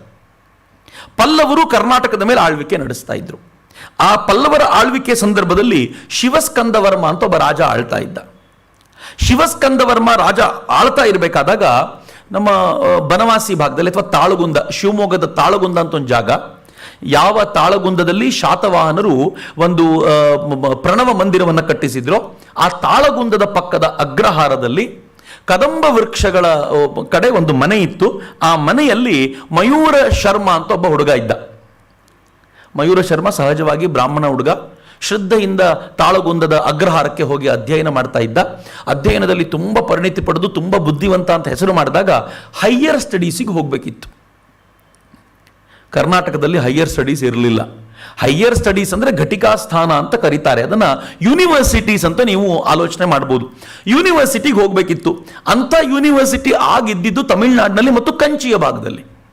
ಹೀಗಾಗಿ ತನ್ನ ಅಜ್ಜನೊಂದಿಗೆ ಆತ ಹೊರಟನಂತೆ. ಅಜ್ಜನೊಂದಿಗೆ ಯಾಕೆ ಹೋಗಿರ್ಬೋದು ಅಂತಂದ್ರೆ, ಇತಿಹಾಸಕಾರ ಹೇಳೋದೇನು ಅಂತಂದ್ರೆ, ಅಜ್ಜನಿಗೆ ಅನ್ಸಿತ್ತಂತೆ ತನ್ನ ಜೀವನದ ಕೊನೆಯ ಅವಧಿ, ಕೊನೆಯ ಕಾಲ ಬಂದಿದೆ, ಕಂಚಿಯಲ್ಲಿ ಪ್ರಾಣ ಬಿಟ್ಟರೆ ಒಳ್ಳೇದು ಅಂತ ಹೇಳಿ, ಹೀಗಾಗಿ ತಾನೂ ಅಲ್ಲಿಗೆ ಹೋಗಿ ಸೆಟ್ಲ್ ಆಗ್ಬಿಟ್ರೆ ಒಳ್ಳೇದು ಅಂತ ಅಜ್ಜನೂ ಹೋಗಿದ್ದ ಅಂತ. ಅಜ್ಜ ಮತ್ತು ಮೊಮ್ಮಕ್ಕಳಿಬ್ರು ಹೋದ್ರು. ಬಹಳ ಬುದ್ಧಿವಂತ ಹುಡುಗ, ಕಂಚಿಯ ಘಟಿಕಾ ಸ್ಥಾನದಲ್ಲಿ ಸಾಕಷ್ಟು ಹೆಸರು ಮಾಡಿದ್ದ, ತುಂಬಾ ಬುದ್ಧಿವಂತ ಹುಡುಗ ಅನ್ನೋ ಕಾರಣಕ್ಕೆ ಹೆಸರು ಮಾಡಿದ್ದ ಮಯೂರ ಶರ್ಮ. ಇದಾದ್ಮೇಲೆ ಏನಾಯ್ತು, ಒಂದಿನ ಮಯೂರ ಶರ್ಮ ರಸ್ತೆಯಲ್ಲಿ ಬರ್ತಿರ್ಬೇಕಾದ್ರೆ ಒಂದು ಕುದುರೆ ಸವಾರ, ಕಂಚಿಯ ಸಹಜವಾಗಿ ಪಲ್ಲವರ ಕುದುರೆ ಸವಾರ ಒಬ್ಬ ಬರ್ತಿದ್ದ. ಕುದುರೆ ಸವಾರ ಬರ್ತಿರೋದನ್ನ ನೋಡಿ ಈತ ತಕ್ಷಣಕ್ಕೆ ದಾರಿ ಬಿಟ್ಟ, ಈ ತರುಣ ದಾರಿ ಬಿಟ್ಟ. ಆ ಕುದುರೆ ಸವಾರ ಮುಂದಕ್ಕೆ ಸುಮ್ಮನೆ ಹೋಗಿದ್ರೆ ಆಗಿರ್ತಿತ್ತು, ಅವನಿಗೆ ಇಷ್ಟೆಲ್ಲ ಸಮಸ್ಯೆ ಅನುಭವಿಸ್ಬೇಕಾಗ್ತಿರ್ಲಿಲ್ಲ. ಹೋಗುವಾಗ ಏನ್ ಮಾಡ್ದ, ತನ್ನ ಕೈಯಲ್ಲಿದ್ದ ಚಾಟಿನ ತಗೊಂಡು ಈ ಹುಡುಗನ ಬೆನ್ನಿಗೆ ಜೋರಾಗಿ ಹೊಡೆದೋದ. ಹೆಂಗಿರುತ್ತೆ ನೋಡಿ, ಯಾವಾಗಲೂ ಹಂಗೇನೆ. ನಾವೆಲ್ಲ ಸೆಕೆಂಡರಿ ಸಿಟಿಸನ್ಸ್ ಎಲ್ಲಿ ಆಗ್ತೀವೋ ಅಲ್ಲಿ ಹಿಂಗೆ ಬದುಕು ನಡೆಸಬೇಕಾದ ಪರಿಸ್ಥಿತಿ ಬಂದ್ಬಿಡತ್ತೆ. ಅವಾಗ ನಾವು ಏನು ಮಾಡಿದ್ರೂ ಸಹಿಸ್ಕೊಂಡಿರ್ಬೇಕಾಗತ್ತೆ. ಆದರೆ ಎಲ್ಲ ಹುಡುಗರು ಸಹಿಸ್ಕೊಳ್ಳಲ್ಲ. ಈ ಹುಡುಗ ಏನು ಮಾಡ್ದ, ತಕ್ಷಣ ಅವನಿಗೆ ಮೇಲೆ ಕೂಗಾಡ್ದ, ರೇಗಾಡ್ದ. ನೀನೇನು ಮಾಡಿದೆ ಅಂತ ಕೇಳಿದ್ರೆ ಅವ್ನು ಏನು ಕೇರ್ ಮಾಡದೆ ಹೊರಟ. ಕೊನೆಗೆ ಅವನು ಅನ್ಕೊಂಡ, ಈತನ ಬಗ್ಗೆ ಶಿವಸ್ಕಂದವರ ಮನೆಗೆ ಕಂಪ್ಲೇಂಟ್ ಕೊಟ್ಟರೆ ಅವನೇ ಶಿಕ್ಷೆ ಕೊಡ್ತಾನೆ, ಕೊಡಿಸ್ಲೇಬೇಕು ಶಿಕ್ಷೆ ಅಂತ. ಈಗಾಗಿದ್ರೆ ಟ್ವೀಟ್ ಮಾಡಿದರೆ ಸಾಕಾಗ್ತಿತ್ತು, ಆಗ ಹಂಗಿರ್ಲಿಲ್ವಲ್ಲ. ಶಿವಸ್ಕಂದವರ್ಮನ ಹತ್ರ ಹೋಗಲೇಬೇಕಾಯ್ತು ಈತ. ಶಿವಸ್ಕಂದವರ್ಮನನ್ನು ಭೇಟಿ ಮಾಡಿದ. ಶಿವಸ್ಕಂದವರ್ಮ ಕೊಡಬೇಕಾದ ಗೌರವವನ್ನೆಲ್ಲ ಕೊಟ್ಟು ಕೇಳಿದ ನಂತರ ಮಂತ್ರಿಗಳನ್ನು ಮುಂದಿಟ್ಕೊಂಡು ಇವನ ಸಮಸ್ಯೆಗೆ ಪರಿಹಾರ ಏನು ಅಂತ. ಮೊದಲನೇದಾಗಿ ತಮಿಳುನಾಡಿನವರಲ್ಲ, ಪಲ್ಲವರ ಏನು ಸಬ್ಜೆಕ್ಟ್ ಅಲ್ಲ. ಸೊ ಹೀಗಾಗಿ ಕರ್ನಾಟಕದ ಯಾವುದೋ ಭಾಗದಿಂದ ಬಂದವನು. ಅವತ್ತಿನ ದಿನಗಳಲ್ಲಿ ಈ ತರುಣನಿಗೆ ತುಂಬಾ ಬೆಲೆ ಕೊಡಬೇಕಾದ ಅಗತ್ಯ ಏನೂ ಇಲ್ಲ ಅಂತ ಅನ್ಕೊಂಡ್ರೇನೋ ಮಂತ್ರಿಗಳು ಹೇಳಿದ್ರು, ಈ ಹುಡುಗ ಆ ಹೊಡೆದಿರುವಂತ ಸೈನಿಕ ಬೇಕಂತ ಇವನಿಗೆ ಹೊಡೆದಿದ್ದಲ್ಲ, ಕುದುರೆಗೆ ಹೊಡಿಬೇಕಾದ್ರೆ ತಪ್ಪಿ ಇವನಿಗೆ ಬಿದ್ದಿದೆ. ಹೀಗಾಗಿ ಸೈನಿಕನಿಗೆ ಮಾಫಿ ಕೊಡ್ಬೋದು, ಇವನಿಗೆ ಕಳಿಸ್ಬೋದು ನೀವು ಅಂತ. ಯಾವ ಥರ ಕುದಿ ಬಂತು ಈತನಿಗೆ ಅಂತಂದರೆ, ಇನ್ನು ತಾನು ಇಲ್ಲಿರಲ್ಲ, ತಾನು ಏನಾದರೂ ಮಾಡಲೇಬೇಕು, ತಾನು ಈ ಪಲ್ಲವರಿಗೆ ಸರಿಯಾದ ಪಾಠವನ್ನು ಕಲಿಸ್ಬೇಕು ಅಂತ ಘಟಿಕಾ ಸ್ಥಾನವನ್ನು ಅರ್ಧಕ್ಕೆ ಬಿಟ್ಟು ಹೋದ. ತಾತ ತುಂಬ ಹೇಳಿದ್ರು, ಬೇಡ ಕಣೋ, ನಾವಿರೋದೇ ಹಿಂಗೆ ಇರೋಣ, ಯಾಕೆ ಬೇಕು ಅಂತ ಕೇಳಲಿಲ್ಲ ಮೊಮ್ಮಗ. ನಾನು ಹೋಗಲೇಬೇಕು ಅಂತ ಹೇಳಿ ಚಿದಾನಂದ ಮೂರ್ತಿಗಳು ಇದ್ರ ಕುರಿತಂತೆ ಉಲ್ಲೇಖ ಮಾಡ್ತಾ ಹೇಳ್ತಾರೆ. ಹಾಗೆ ಬಂದಾಗ ಇದನ್ನ ಎರಡು ದಿಕ್ಕಲ್ಲಿ ನೋಡೋದಾದ್ರೆ, ಒಂದು ಕಡೆಯಿಂದ ಸೂರ್ಯನಾಥ್ ಕಾಮತ್ರು ತಮ್ಮ ಕೃತಿಯಲ್ಲಿ ಹೇಳ್ತಾರೆ, ಆತ ಅಲ್ಲಿಂದ ಶ್ರೀಶೈಲಕ್ಕೆ ಹೋದ, ಅಲ್ಲಿ ಒಂದು ಸೇನೆಯನ್ನು ಕಟ್ಟದ ಅಂತ. ಆದ್ರೆ ಚಿದಾನಂದ ಮೂರ್ತಿಗಳು ಹೇಳ್ತಾರೆ, ಆತ ಇನ್ನೂ ಕಾಂಕ್ರೀಟ್ ಆಗಿರಲಿಲ್ಲ ಐಡಿಯಾ ಏನ್ ಮಾಡಬೇಕು ಅಂತ. ಆಗ ಆತ ತಾನು ನೇರವಾಗಿ ಬರಬೇಕಾದ್ರೆ ಚಿತ್ರದುರ್ಗದ ಬರೀ ಚಂದವಳ್ಳಿಯ ತೋಟವನ್ನು ನೋಡಿದ್ನಂತೆ. ಅಲ್ಲಿಗೆ ಹೋಗಿ ಗುಹೆಯಲ್ಲಿ ಕೆಲವು ಕಾಲ ಇದ್ದ. ಅಲ್ಲಿ ಇತರರು ತಮ್ಮ ಪಾಡಿಗೆ ತಾವು ಸಾಧನೆ ಮಾಡ್ಕೊಂಡಿರ್ತಿದ್ರು. ಅಲ್ಲಿ ತನ್ನ ಪಾಡಿಗೆ ತಾನು ಸ್ವಾವಲಂಬಿಯಾಗಿ ಬದುಕುವಂತ ಆ ಸ್ವಾಭಿಮಾನದ ಚಿಂತನೆಯನ್ನ ಕೆಲವು ಕಾಲ ರೂಢಿಸಿಕೊಂಡ ಮೇಲೆ ನನ್ನ ನಾಡಿಗೂ ಈ ಸ್ವಾಭಿಮಾನ ಬೇಕಾಗಿದೆ ಅಂತ ನಿಶ್ಚಯ ಮಾಡಿದ ಮಯೂರ ಶರ್ಮ ತನ್ನ ಹೆಸರನ್ನ ಮಯೂರ ವರ್ಮ ಅಂತ ಬದಲಾಯಿಸಿಕೊಂಡ. ಎಷ್ಟು ಚೆನ್ನಾಗಿದೆ ನೋಡಿ. ಶರ್ಮ ಅನ್ನೋದು ವರ್ಣದ ದೃಷ್ಟಿಯಿಂದ ಬ್ರಾಹ್ಮಣ, ವರ್ಮ ಅನ್ನೋದು ಕ್ಷತ್ರಿಯ ಅಂತ ಭಾವಿಸಿಕೊಂಡು ಆತ ವರ್ಮ ಅಂತ ಬದಲಾಯಿಸಿಕೊಂಡು ತಾನು ಒಂದು ಸೇನೆಯನ್ನ ಕಟ್ಟಿ ಪಲ್ಲವರ ಮಾಂಡಲಿಕರು ಯಾರು ಈ ಭಾಗದಲ್ಲಿದ್ರೋ ಅವರನ್ನು ಧೂಳಿಪಟಗೈದ. ಆ ಹೊತ್ತಿಗೆ ಗುಪ್ತರ ಆಕ್ರಮಣವು ಸಜ್ಜಾಗಿದ್ದರಿಂದ, ಗುಪ್ತರು ಆಕ್ರಮಣಕ್ಕೆ ಸಜ್ಜಾಗಿದ್ದರಿಂದ ಪಲ್ಲವರಿಗೆ ಯಾವ ಪರಿ ಈತ ತೊಂದರೆ ಕೊಟ್ಬಿಟ್ಟ ಅಂತಂದ್ರೆ, ಸಾಕಾಗಿ ಪಲ್ಲವರು ಇವನಿಗೊಂದು ಕೈ ಮುಗಿದು ನಿನ್ನನ್ನ ನಾವು ರಾಜರು ಅಂತ ಒಪ್ಪಿಕೊಳ್ತೀವಿ ಅಂತ ಪಲ್ಲವರು ಒಪ್ಪಿಕೊಂಡು ಇವನನ್ನು ಬಿಡಬೇಕಾಗಿ ಬಂತು ಅಂತ ಹೇಳ್ತಾರೆ. ಹೀಗೆ ಮೊದಲ ಕನ್ನಡದ ವಂಶ, ಕನ್ನಡದ ರಾಜ್ಯ ಅದು ಬನವಾಸಿಯನ್ನ ಕೇಂದ್ರವಾಗಿ ಇಟ್ಕೊಂಡು ಆರಂಭವಾಯಿತು. ಶಿರಸಿಯ ಬನವಾಸಿ, ಅಲ್ಲಿ ಮಧುಕೇಶ್ವರ ದೇವಸ್ಥಾನ ಇವಾಗಲೂ ಇದೆ. ಯಾರಾದರೂ ಹೋಗಲಿಲ್ಲ ಅಂತಂದರೆ ದಯಮಾಡಿ ನೋಡ್ಕೊಂಡು ಬನ್ನಿ. ನಮಗೆ ದುರದೃಷ್ಟಕರ ಸಂಗತಿ ಅಂತಂದರೆ ಕನ್ನಡದ ಘನತೆಗೆ ಸಂಬಂಧಪಟ್ಟಂಥ ಅನೇಕ ಕ್ಷೇತ್ರಗಳಿಗೆ ಹೋಗಬೇಕು ಅನ್ನೋ ಪ್ರೇರಣೆಯನ್ನು ಯಾರೂ ಕೊಡಲೇ ಇಲ್ಲ ನಮಗೆ. ಆ ದೇವಸ್ಥಾನ ಏನು ಅದ್ಭುತವಾಗಿದೆ ಅಂತಂದರೆ ಅಕ್ಷರಶಃ ಮಧುಕೇಶ್ವರನೇ. ನೀವು ಅಲ್ಲೋಗಿ ನಿಂತ್ಕೊಂಡ್ರೆ ಸಾಕ್ಷಾತ್ ಜೇನಿನ ಮಳೆಯೇ ಸುರಿತಿದೆಯೇನೋ ಈಶ್ವರನ ಶಿವಲಿಂಗದ ಮೇಲೆ ಅನಿಸುವಷ್ಟು ಸುಂದರವಾಗಿರುವಂಥ ಮನಮೋಹಕವಾಗಿರುವಂಥ ಶಿವಲಿಂಗ ಅದು ಅವರ ಆರಾಧ್ಯ ದೈವ ಆಗಿತ್ತು. ಅಲ್ಲಿ ಅದನ್ನ ಕೇಂದ್ರವಾಗಿಟ್ಕೊಂಡು ಆತ ತುಂಬ ಅದ್ಭುತವಾಗಿರುವಂಥ ಒಂದು ರಾಜ್ಯವನ್ನ ಕಟ್ತಾನೆ. ಈ ರಾಜ್ಯವನ್ನ ಕಟ್ಟಿದ ನಂತರ ಮುಂದೆ ಕಂಗವರ್ಮ ಬರೋದ್ರ ವೇಳೆಗೆ ರಾಜ್ಯ ಕಳ್ಕೊಳ್ತಾರೆ. ಪಲ್ಲವರು ಮತ್ತೆ ಆಕ್ರಮಣ ಮಾಡಿ ಗಳಿಸ್ಕೊಂಡು ಬಿಡ್ತಾರೆ ಈತನ ನಂತರ. ಕಂಗವರ್ಮ ನಂತರ ಭಗೀರಥ ವರ್ಮ ಬರ್ತಾನೆ. ಭಗೀರಥ ವರ್ಮ ಹೆಸರಿಗೆ ಅನ್ವರ್ಥವಾಗುವಂತೆ ಯಾವುದನ್ನ ಕಳ್ಕೊಂಡಿದ್ದು ಅದನ್ನು ಫೈಟ್ ಮಾಡಿ ಮತ್ತೆ ಗಳಿಸ್ಕೊಳ್ತಾನೆ. ಅವನ ನಂತರ ರಘುವರ್ಮ ಬಂದವನು ಅವನು ಪೂರ್ಣ ಪ್ರಮಾಣದಲ್ಲಿ ಹಳೆಯ ವೈಭವಕ್ಕೆ ಇದನ್ನು ತೆಗೆದುಕೊಂಡು ಹೋಗ್ತಾನೆ. ಆದರೆ ಇವರೆಲ್ಲರಲ್ಲೂ ಕೂಡ ಇಡೀ ಕದಂಬ ಇತಿಹಾಸದಲ್ಲಿ ನೆನ್ಪಿಟ್ಕೊಳ್ಬೇಕಾಗಿರುವಂಥ ರಾಜ ಅಂತಿದ್ರೆ ಅದು ಮಯೂರ ವರ್ಮ ಅದನ್ನು ಕಟ್ಟಿದವನು ಅನ್ನೋದನ್ನು ಬಿಟ್ಟು ಎರಡನೇ ಹಂತಕ್ಕೆ ನೆನ್ಪಿಟ್ಕೊಳ್ಳೋದಾದ್ರೆ ಕಾಕುತ್ಸ್ಥ ವರ್ಮನನ್ನು ನೆನ್ಪಿಟ್ಕೋಬೇಕು ಅಂತ. ಕಾಕುತ್ಸ್ಥ ವರ್ಮ ರಾಜನೀತಿಜ್ಞನಾಗಿದ್ದ. ಅವನು ಹೇಗಿದ್ದ ಅಂತಂದ್ರೆ ಯಾರ್ಯಾರ ಕಡೆಯಿಂದ ತನ್ನ ಕದಂಬ ವಂಶಕ್ಕೆ ಧಕ್ಕೆ ಬರ್ಬೋದೋ, ಅವರು ಗಂಗರಾಗಿದ್ದಿರ್ಬೋದು, ಅವರು ವಾಕಾಟಕರಾಗಿರ್ಬೋದು, ಗುಪ್ತರಾಗಿರ್ಬೋದು, ಭಟಾರಿಗಳಾಗಿರ್ಬೋದು, ತನ್ನದೇ ಮಾಂಡಲಿಕರಾಗಿದ್ದ ಭಟಾರಿಗಳು, ಇವರೆಲ್ಲರಿಗೂ ತನ್ನ ಹೆಣ್ಣು ಮಕ್ಕಳನ್ನು ಮದುವೆ ಮಾಡಿಕೊಟ್ಟು ನ್ಯೂಟ್ರಲೈಸ್ ಮಾಡಿಬಿಟ್ಟಿದ್ದ. ಯಾರೂ ಇವನ ವಿರುದ್ಧ ಏರಿ ಬರುವಂತಾರೆ ಇಲ್ಲ. ಇನ್ಫ್ಯಾಕ್ಟ್ ಬಹಳ ಬಾರಿ ಇವರುಗಳೆಲ್ಲ ಇವನಿಗೆ ಸಹಕಾರಿಯಾಗಿ ನಿಲ್ತಿದ್ರು. ಇವನು ಸುಮ್ಮನೆ ಹೆಣ್ಣನ್ನು ಕೊಡೋದಲ್ಲ, ತನ್ನ ಪ್ರಾಬಲ್ಯವನ್ನು ಸಾಬೀತುಪಡಿಸಿ ತಾನು ಸಮರ್ಥ ಅನ್ನೋದನ್ನು ತೋರಿಸಿದ ನಂತರ ನಾನು ಇನ್ನು ಮುಂದೆ ನಿಮ್ಗೆ ತೊಂದರೆ ಕೊಡಲ್ಲ, ನಾವಿಬ್ಬರು ಬಂಧುಗಳಾಗೋಣ ಅಂತ ಹೇಳಿ ಮಾಡ್ಕೊಳ್ತಿದ್ದ ಅಂತ. ಅನೇಕ ಬಾರಿ ರಾಜತಾಂತ್ರಿಕತೆ, ರಾಜನೀತಿಜ್ಞತೆಗೆ ತುಂಬ ಬೆಲೆ ಇದೆ. ನಾವು ಅದನ್ನ ಹೆಚ್ಚು ಕಡಿಮೆ ಮೂಲೆ ಗುಂಪು ಮಾಡಿಬಿಟ್ಟಿದ್ವಿ. ಈ ದೇಶಕ್ಕೆ ಸ್ವಾತಂತ್ರ್ಯ ಬಂದಾಗಲಿಂದ ಸ್ವಲ್ಪ ರಾಜನೀತಿಜ್ಞತೆಯನ್ನು ನಾನು ಸುಮ್ಮನೆ ಹೇಳೋದಾದ್ರೆ, ಈ ದೇಶಕ್ಕೆ ಸ್ವಾತಂತ್ರ್ಯ ಬಂದ ಹೊಸತರಲ್ಲಿ ಅದು ಯಾವ ಭೂತ ನಮ್ಮ ಮೇಲೆ ಏರ್ಕೊಂಡು ಕೂತಿತ್ತೋ ಗೊತ್ತಿಲ್ಲ, ನಮಗೆ ಯಾವ ರಾಷ್ಟ್ರಗಳೊಂದಿಗೆ ಸಂಪರ್ಕ ಎಷ್ಟಿರಬೇಕು ಅನ್ನೋದ್ರ ಕುರಿತಂತೆ ನಮ್ಮದೇ ಅದೊಂದು ಪೂರ್ವಗ್ರಹಿಕೆ ಇತ್ತು. ರಷ್ಯಾ ಜೊತೆಗೆ ನಾವು ಸಿಕ್ಕಾಪಟ್ಟೆ ಬಾಂಧವ್ಯವನ್ನು ಹೊಂದಿದ್ವಿ. ರಷ್ಯಾ ಜೊತೆಗೆ ಬಂಧುಗಳಾಗಿದ್ದೀವಿ ಅನ್ನೋ ಕಾರಣಕ್ಕೋಸ್ಕರ ಅಮೆರಿಕಾದೊಂದಿಗೆ ವಿರೋಧವನ್ನು ಹೊಂದಿಕೊಂಡಿದ್ವಿ. ನಾವು ಚೀನಿಯರನ್ನ ಕಂಡ್ರೆ ಹಿಂದೂ ಚೀನಿ ಬಾಯಿ ಬಾಯಿ ಅಂತಿದ್ವಿ. ನೆನ್ಪಿಟ್ಕೊಳ್ಳಿ, ಯಾವ ದೇಶಕ್ಕೆ ಯಾರೂ ಬಾಯಿ ಬಾಯಿ ಅಲ್ಲ, ಯಾವ ದೇಶಕ್ಕೆ ಯಾರೂ ಪರ್ಮನೆಂಟ್ ಶತ್ರುಗಳಲ್ಲ. ಒಂದು ದೇಶಕ್ಕೆ ತನಗೇನು ಅಗತ್ಯ ಇದೆಯೋ ಅದಷ್ಟೇ ಮುಖ್ಯವಾಗಿರುತ್ತೆ ಹೊರತು ಪರ್ಮನೆಂಟ್ ಫ್ರೆಂಡ್ಶಿಪ್, ಪರ್ಮನೆಂಟ್ ವಿರೋಧ ಮಾಡ್ಕೊಳ್ಬೇಕು ಅನ್ನೋಂಥ ಅಗತ್ಯ ಯಾವ ರಾಷ್ಟ್ರಕ್ಕೂ ಇಲ್ಲ ಅಂತ. ಸಣ್ಣ ಪುಟ್ಟ ಶ್ರೀಲಂಕಾದಂಥ ರಾಷ್ಟ್ರಗಳು ಇದನ್ನು ಅರ್ಥ ಮಾಡ್ಕೊಂಡಿವೆ. ಶ್ರೀಲಂಕಾದಂಥ ರಾಷ್ಟ್ರಗಳು ಈ ದೇಶದ ಪ್ರಧಾನಮಂತ್ರಿ, ಹಿಂದಿನ ಪ್ರಧಾನಮಂತ್ರಿ ಇರುವಾಗ ಚೀನಾದೊಂದಿಗೆ ಎಂಥ ಬಾಂಧವ್ಯ ಹೊಂದಿದ್ರು ಅಂತಂದ್ರೆ ಅಲ್ಲಿನ ಎಲ್ಲ ಪೋರ್ಟ್ಗಳನ್ನ ಹೆಚ್ಚು ಕಡಿಮೆ 1-2 ಪೋರ್ಟ್ಗಳನ್ನಂತೂ ಚೀನಾಕ್ಕೆ ಬಿಟ್ಕೊಟ್ಟಿದ್ರು, ನೀವೇ ಡೆವಲಪ್ ಮಾಡಿದ್ದೀನ ಅಂತ. ನಮ್ಮ ಬುಡದಲ್ಲೇ ಒಂದು ಚೀನಾದ ನೌಕಾ ನೆಲೆ ನಿರ್ಮಾಣ ಆಗುವಂಥ ವಾತಾವರಣ ಇದ್ರೆ ಎಂಥ ಡೇಂಜರಸ್ ನಮ್ಗೆ ಅರ್ಥವೇ ಆಗಲಿಲ್ಲ. ಆನಂತರ ಈ ದೇಶ ಶ್ರೀಲಂಕಾದೊಂದಿಗೆ ಘನವಾದ ಬಾಂಧವ್ಯ ಬೆಸೀತಾ ಇದ್ದಂತೆ, ಭಾರತ ಸ್ವಲ್ಪ ಬಲವಾಗ್ತಿದೆ ಅಂತ ಗೊತ್ತಾದಂತೆ ಚೀನಾದಿಂದ ಶ್ರೀಲಂಕಾ ದೂರ ಆದಂತೆ ಕಾಣ್ತು. ಈಗ ಮತ್ತೆ ಚೀನಾ ಮುಂದಿಟ್ಕೊಳ್ಳುತ್ತೆ. ಮುಂದಿಟ್ಕೊಂಡು ಏನು ಹೇಳುತ್ತೆ ಗೊತ್ತಾ, ನೀವು ನಮ್ಗೆ ಇಷ್ಟು ಹೆಲ್ಪ್ ಮಾಡಿದ್ರೆ ನಾವು ಅವ್ರ ಜೊತೆ ಹೋಗಲ್ಲ, ಇಲ್ಲ ಅಂದ್ರೆ ಹೋಗ್ತೀವಿ. ಒಂದು ಸಣ್ಣ ರಾಷ್ಟ್ರ, ಅವ್ರಿಗೆ ಅರ್ಥ ಆಗತ್ತೆ. ಆದರೆ 70 ವರ್ಷಗಳಿಂದ ಬೆಳ್ಕೊಂಡು ಬಂದಿದ್ದಂಥ ಈ ರಾಷ್ಟ್ರಕ್ಕೆ ರಾಜತಾಂತ್ರಿಕತೆಯ ಕುರಿತಂತ ಅರ್ಥ ಮಾಡ್ಕೋಬೇಕಾದ ಅನೇಕ ಸಂಗತಿಗಳು ಹಾಗೆ ಉಳಿದಿದ್ವು. ನಾವು ಹಿಂದೂ ಚೀನಿ ಬಾಯಿ ಬಾಯಿ ಅಂತ ಹೇಳ್ತಾ ಉಳಿದ್ವಿ. ಚೀನಾ ಯಾವತ್ತು ಬಂದು ಆಕ್ರಮಣ ಮಾಡಿ ನಮ್ಮ ಜಮೀನನ್ನು ಕಿತ್ಕೊಂಡು ಹೋಯ್ತು ನಮ್ಗೆ ಗೊತ್ತೇ ಆಗಲಿಲ್ಲ. ನಾವು ಪಾಕಿಸ್ತಾನ ಜೊತೆ ಸೆಕ್ಯುಲರ್ನ ಮಾತಾಡ್ತಾ ಇದ್ದೀವಿ ಅಂತ ತಿಳ್ಕೊಳ್ತೀವಿ. ಇವತ್ತಿಗೂ ಕೂಡ ಪಾಕ್ ಆಕ್ಯುಪೈಡ್ ಕಾಶ್ಮೀರ್ನ ಬಿಡಿಸ್ಕೊಳ್ಳಿಕ್ಕೆ ನಮ್ಮ ಹತ್ರ ಸಾಧ್ಯ ಆಗಲಿಲ್ಲ, ಸೆಕ್ಯುಲರಿಸಮ್ನ ಮಾತಾಡ್ತಾನೆ ಇರ್ತೀವಿ ಅಂತ. ಆದರೆ ಅವತ್ತು ಕಾಕುತ್ಸ್ಥ ವರ್ಮ ಒಂದು ಅಡಿಪಾಯ ಹಾಕಿಕೊಟ್ಟಿದ್ನಲ್ಲ, ಹೇಗಿರಬೇಕು ರಾಜನೀತಿಜ್ಞತೆ ಅಂತಂದ್ರೆ, ಯಾವ ರಾಜರುಗಳೊಂದಿಗೂ ಅಕ್ಕಪಕ್ಕದ ರಾಜರುಗಳೊಂದಿಗೆ ಜಗಳ ಇಟ್ಕೊಳ್ಳೋಂಥ ಅವಶ್ಯಕತೆ ಇಲ್ಲ, ಹಾಗಂತ ವೀಕ್ ಆಗಿದ್ದು ಅವರ ಸಂಬಂಧ ಬೆಳೆಸಬಾರ್ದು ಅಂತ. ಕಾಕುತ್ಸ್ಥ ವರ್ಮ ಏನ್ ಸ್ಟ್ರಾಂಗ್ ಆಗಿದ್ದ ಅಂತಂದ್ರೆ ಅವನ ಜೊತೆಗೆ ಸಂಬಂಧ ಬೆಳೆಸಲಿಕ್ಕೆ ಶತ್ರು ರಾಷ್ಟ್ರಗಳು ಕಾತರದಿಂದ ಕಾಯ್ತಿದ್ವು. ಯಾಕೆಂದ್ರೆ ಇವೊಂದೊಂದು ನಮಗೆ ಪ್ರಾಬ್ಲಮ್ ಸಾಲ್ವ್ ಆಗ್ಬಿಡುತ್ತಲ್ಲ ಅಂತ ಆ ಪರಿ ಪ್ರಾಬಲ್ಯ ಇಟ್ಕೋಬೇಕು ಅಂತ. ಅಕ್ಕಪಕ್ಕದ ರಾಜ್ಯಗಳೊಂದಿಗೆ, ರಾಷ್ಟ್ರಗಳೊಂದಿಗೆ ಯಾವಾಗಲೂ ಸ್ವಲ್ಪ ಚೆನ್ನಾಗಿರುವಂಥ ಬಾಂಧವ್ಯ ಇರಲೇಬೇಕು. ಇವತ್ತಿನ ಭಾರತದ ಬಾಂಧವ್ಯ ಹೆಂಗಿದೆ ಗೊತ್ತೇನು? ಸೌದಿ ರಾಷ್ಟ್ರದ ಬಗ್ಗೆ ನಾನು ಉಲ್ಲೇಖ ಮಾಡದೆ ಆಗಲೇ ಮಾತಾಡ್ತಿರ್ಬೇಕಾದ್ರೆ, ನಮಗೂ ಮತ್ತು ಸೌದಿಗೂ ಎಂಥ ಬಾಂಧವ್ಯ ಇದೆ ಅಂತಂದ್ರೆ, ಇತ್ತೀಚೆಗೆ ಸೌದಿಯ ರಾಜ ಒಂದು ಮಾತನ್ನು ಹೇಳಿದ, ಕಾಶ್ಮೀರದ ವಿಚಾರ ಭಾರತದ ಆಂತರಿಕ ವಿಚಾರ, ನಾನು ಅದರಲ್ಲಿ ತಲೆ ಹಾಕಲ್ಲ ಅಂತ. ಒಬ್ಬ ಮುಸ್ಲಿಂ ರಾಷ್ಟ್ರದ ಕಟ್ಟರ್ ಮುಸ್ಲಿಂ ರಾಷ್ಟ್ರದ ರಾಜ ಹೇಳ್ತಾನೆ, ಕಾಶ್ಮೀರದ ವಿಚಾರದಲ್ಲಿ ನಾನು ತಲೆ ಹಾಕಲ್ಲ. ಬರೀ ಇಷ್ಟೇ ಅಲ್ಲ, ಪಾಕಿಸ್ತಾನಕ್ಕೆ ಕೊಟ್ಟಿದ್ದ $1 ಬಿಲಿಯನ್ ಸಾಲವನ್ನ ಪಾಕಿಸ್ತಾನ ನನಗೆ ಇಮ್ಮಿಡಿಯೇಟ್ ಆಗಿ ರಿಟರ್ನ್ ಮಾಡಬೇಕು ಅಂತ ಕೇಳಿಕೊಂಡು ಅದನ್ನು ವಾಪಸ್ ತರಿಸ್ಕೊಂಡವರು ಅವರು. ಅಷ್ಟೇ ಅಲ್ಲ, ಇನ್ನೂ $2 ಬಿಲಿಯನ್ ಸಾಲ ಟೈಮ್ ಮುಗಿತಾ ಇದೆ, ಮುಗಿದ ತಕ್ಷಣ ವಾಪಸ್ ಕೊಡಿ ಅಂತ. ಅಂದ್ರೆ ಎಲ್ಲೋ ಒಂದು ಕಡೆ ನಾವು ಎಷ್ಟು ಚಂದ ಮಾಡಿ ಇವತ್ತು ಜಗತ್ತಿನೊಂದಿಗೆ ಒಂದು ಬಾಂಧವ್ಯ ಬೆಸೆದುಕೊಂಡಿದ್ದೀವಿ ಅಂತಂದ್ರೆ ನಮ್ಗೆಲ್ಲಕ್ಕಿಂತಲೂ ಶ್ರೇಷ್ಠವಾಗಿರುವಂಥದ್ದು ಭಾರತದ ಅಗತ್ಯ. ಹಾಗಂತ ಭಾರತ ವೀಕಾಗಿ ಅವ್ರ ಮುಂದೆ ಇಲ್ಲ. ಕರೋನಾ ಜಗತ್ತಿಗೆಲ್ಲ ಅಪ್ಪಳಿಸಿದಾಗ ಜಗತ್ತಿನ ಜನಕ್ಕೆ ಬೇಕಾಗಿರುವಷ್ಟು PPE ಕಿಟ್ಗಳನ್ನು ಕೊಡಬಲ್ಲ ಸಾಮರ್ಥ್ಯವನ್ನು ನಾವು ಹೊಂದಿದ್ವಿ ಅಂತ ನಾವು ತಯಾರು ಮಾಡ್ಕೊಂಡ್ವಿ. ಇಲ್ಲದೆ ಹೋದಾಗ್ಲೂ ಹೈಡ್ರಾಕ್ಸಿ ಕ್ಲೋರೋಕ್ವಿನ್ ಅನ್ನುವಂಥ ಔಷಧಿ ಬೇಕು ಅಂತ ಜಗತ್ತು ಕೇಳಿದಾಗ ಅದು ಉಪಯೋಗ ಆಗುತ್ತೋ ಬಿಡುತ್ತೋ ಗೊತ್ತಿಲ್ಲ, ಆದರೆ ಜಗತ್ತಿಗೆ ಬೇಕು ತಾನೆ ಅನ್ನೋ ಕಾರಣಕ್ಕೋಸ್ಕರ ನಾವು ಕೋಟ್ಯಂತರ ರೂಪಾಯಿಯ ಹೈಡ್ರಾಕ್ಸಿ ಕ್ಲೋರೋಕ್ವಿನ್ನ ನಾವು ಜಗತ್ತಿಗೆ ಕಳಿಸಿಕೊಟ್ಟಿದ ನಾಡು. ಅಂದ್ರೆ ನಮ್ಗೊಂದು ಶಕ್ತಿ ಇದೆ ಅಂತ.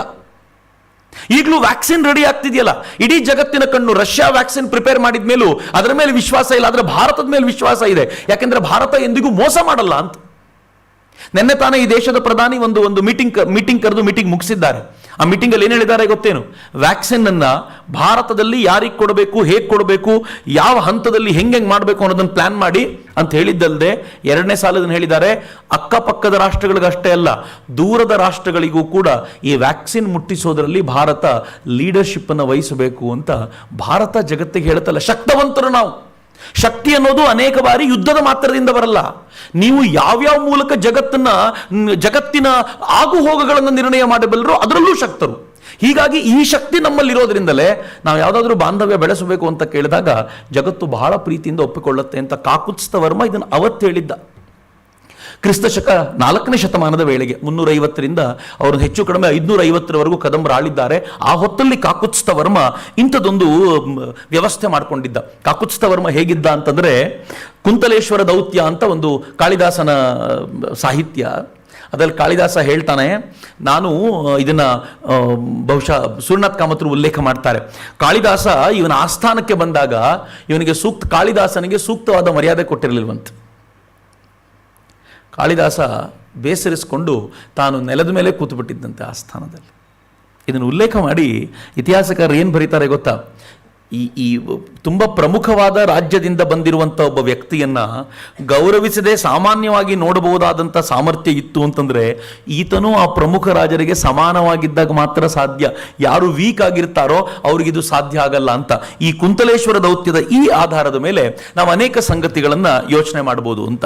ಮಿತ್ರ, ಈಗ ಸ್ವಲ್ಪ ಆಲೋಚನೆ ಮಾಡ್ಲಿಕ್ಕೆ ಸ್ವಲ್ಪ ಆಡಳಿತ ಮತ್ತು ಸಾಂಸ್ಕೃತಿಕ ಧಾರ್ಮಿಕ ಹೇಗಿತ್ತು ಅನ್ನೋದನ್ನ ನಾವು ಅಲ್ಲಿನ ಸಿಕ್ಕಿರುವಂಥ ಶಾಸನಗಳ ಆಧಾರದ ಮೇಲೆ ಮೊದಲನೇ ಶಾಸನ ಏನು ನಮ್ಮ ಕನ್ನಡದಲ್ಲಿ ಸಿಕ್ಕಿದೆ ಹಲ್ಮಿಡಿ ಶಾಸನ, ಅದು ಇವರ ಕಾಲಘಟ್ಟದ್ದೇ, ಕಾಕುತ್ಸ್ಥ ವರ್ಮನ ಕಾಲಘಟ್ಟದ್ದು ಅಂತ ಹೇಳ್ತಾರೆ, ಕ್ರಿಸ್ತಶಕ 450ರ ಆಸ್ಪಾಸ್ನಲ್ಲಿ.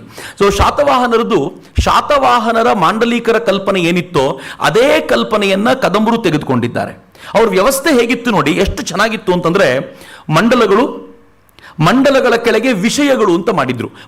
ಮಂಡಲ ಅಂತಂದ್ರೆ ಅನೇಕ ವಿಷಯಗಳನ್ನ ಸೇರಿಸಿ ಆಗಿರುವಂಥದ್ದು. ಅದಕ್ಕೊಬ್ಬ ಮಾಂಡಲಿಕ ಅಂತ ಇರ್ತಿದ್ದ. ಈ ಮಾಂಡಲಿಕ ರಾಜ ಹೇಳಿದಂತೆ ಏನ್ ನಿರ್ಣಯ ಮಾಡ್ತಾನೋ ಅದನ್ನು ತಗೋಬೇಕು. ಸೊ ರಾಜನನ್ನ ದೇಶದ ಆಳ್ವಿಕೆ ಅಂತ ಭಾವಿಸಿದ್ರೆ ಈ ಮಂಡಲಗಳು ರಾಜ್ಯ ಅಂತ ತಿಳ್ಕೊಳ್ಬಹುದು. ಈ ರಾಜ್ಯಗಳಡಿ ವಿಷಯಗಳು ಅದು ಜಿಲ್ಲೆಗಳಾಗಿ ಕಾಣಿಸ್ಕೊಳ್ತಿದ್ವು. ಈ ವಿಷಯಗಳ ಕೆಳಗೆ ಮಹಾಗ್ರಾಮ ಅಂತ, ಮಹಾಗ್ರಾಮದ ಕೆಳಗೆ ದಶಗ್ರಾಮಗಳ ಗುಂಪು, ದಶಗ್ರಾಮಗಳ ಕೊನೆಯ ಘಟಕ ಒಂದು ಸಿಂಗಲ್ ಗ್ರಾಮ. ಗ್ರಾಮದ ಮೂಲಕ ರಾಷ್ಟ್ರದವರೆಗೂ ತೆಗೆದುಕೊಂಡು ಹೋಗೋದು ಅಂತ. ಇನ್ಕಮ್ ಸೋರ್ಸಸ್ ಏನು? ಭೂಕಂದಾಯ ಕಂಪಲ್ಸರಿ ಇತ್ತು. ಸಂತೆಗೆ ಬಂದವರು, ವ್ಯಾಪಾರ ಮಾಡ್ಲಿಕ್ಕೆ ಬಂದವರು, ಅವರುಗಳ ಮೇಲೂ ಕೂಡ ಟ್ಯಾಕ್ಸ್ ಹಾಕ್ತಾ ಇದ್ರು. ಮತ್ತು ರಾಜನಿಗೆ ಗೈಡ್ ಮಾಡಲಿಕ್ಕೆ 5 ಜನರ ಮಂತ್ರಿಮಂಡಲ ಇರ್ತಿತ್ತು ಅಂತ. ಇದು ಬಹಳ ವಿಶೇಷವಾಗಿರುವಂಥ ಸಂಗತಿ.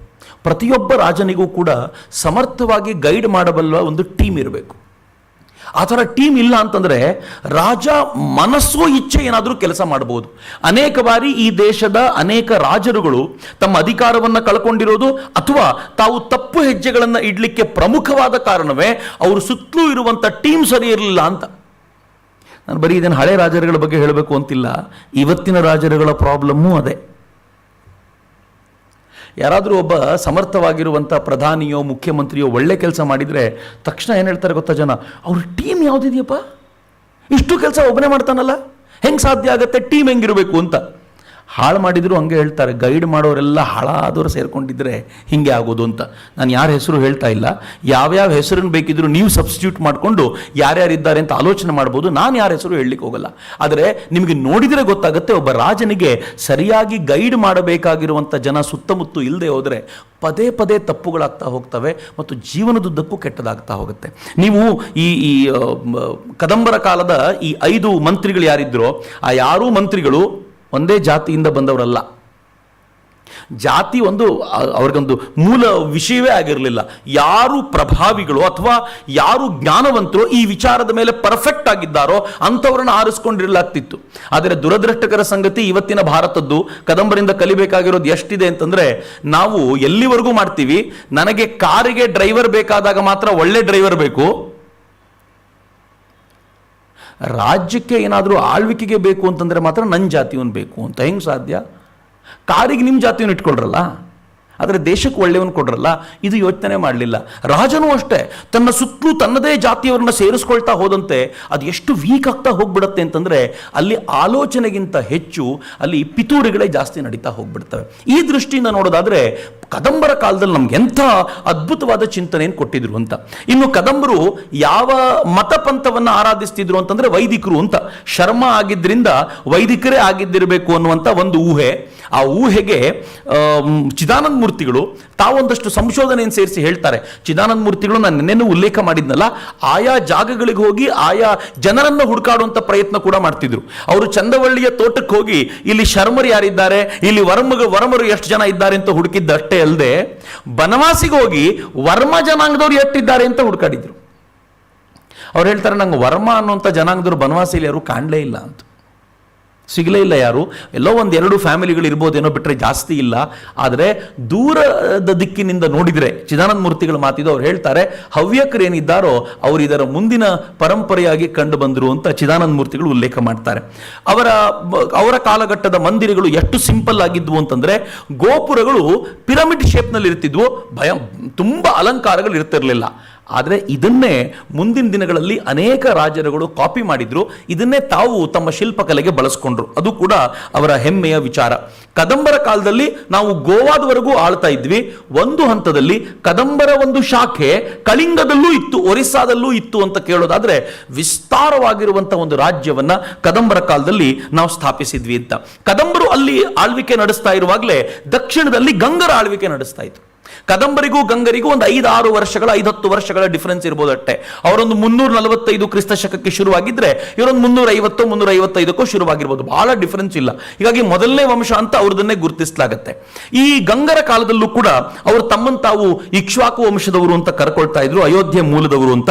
ಕೋಲಾರವನ್ನ ರಾಜಧಾನಿಯನ್ನಾಗಿಸಿಕೊಂಡು ಅವರು ಆಳ್ತಾ ಇದ್ರು. ಸೊ ನಾನು ತುಂಬಾ ವಿಸ್ತಾರಕ್ಕೆ ಗಂಗರ ವಿಚಾರಕ್ಕೆ ಹೋಗೋದಿಲ್ಲ. ಆದರೆ ಒಂದಂತೂ ಹೌದು, ಗಂಗರು ಯಾವ ಥರ ಇದ್ರು ಅಂತಂದ್ರೆ, ಹೆಚ್ಚು ಕಡಿಮೆ ಅವರ 4ನೇ ಶತಮಾನದಲ್ಲಿ ಆಳ್ವಿಕೆ ಶುರು ಮಾಡಿದವರು. ಕದಂಬರು 200 ವರ್ಷಕ್ಕೆ ಮುಗಿದು ಹೋಯ್ತು, ಆದರೆ ಗಂಗರು 10ನೇ ಶತಮಾನದವರೆಗೂ ಅಸ್ತಿತ್ವ ಉಳಿಸ್ಕೊಂಡಿದ್ರು. ಮೊದಲ 200 ವರ್ಷಗಳ ಕಾಲ ಅವರು ಪೂರ್ಣ ಪ್ರಮಾಣದಲ್ಲಿ ತಾವೇ ಆಳ್ವಿಕೆ ನಡೆಸಿದ್ರು. ಮುಂದೆ ಬೇರೆ ಬೇರೆಯವರ ಮಾಂಡಲಿಕರಾಗಿ ಅವರು ತಮ್ಮ ಹಿಡಿತವನ್ನು ಬಿಟ್ಕೊಡ್ಲಿಲ್ಲ. ಗಂಗರನ್ನ ಸೋಲಿಸಲಿಕ್ಕೆ ಅಥವಾ ಹೆಚ್ಚು ಕಡಿಮೆ ಗಂಗರನ್ನ ನಾಮಾವಶೇಷ ಮಾಡಲಿಕ್ಕೆ ಯಾರಿಗೂ ಸಾಧ್ಯ ಆಗಲಿಲ್ಲ.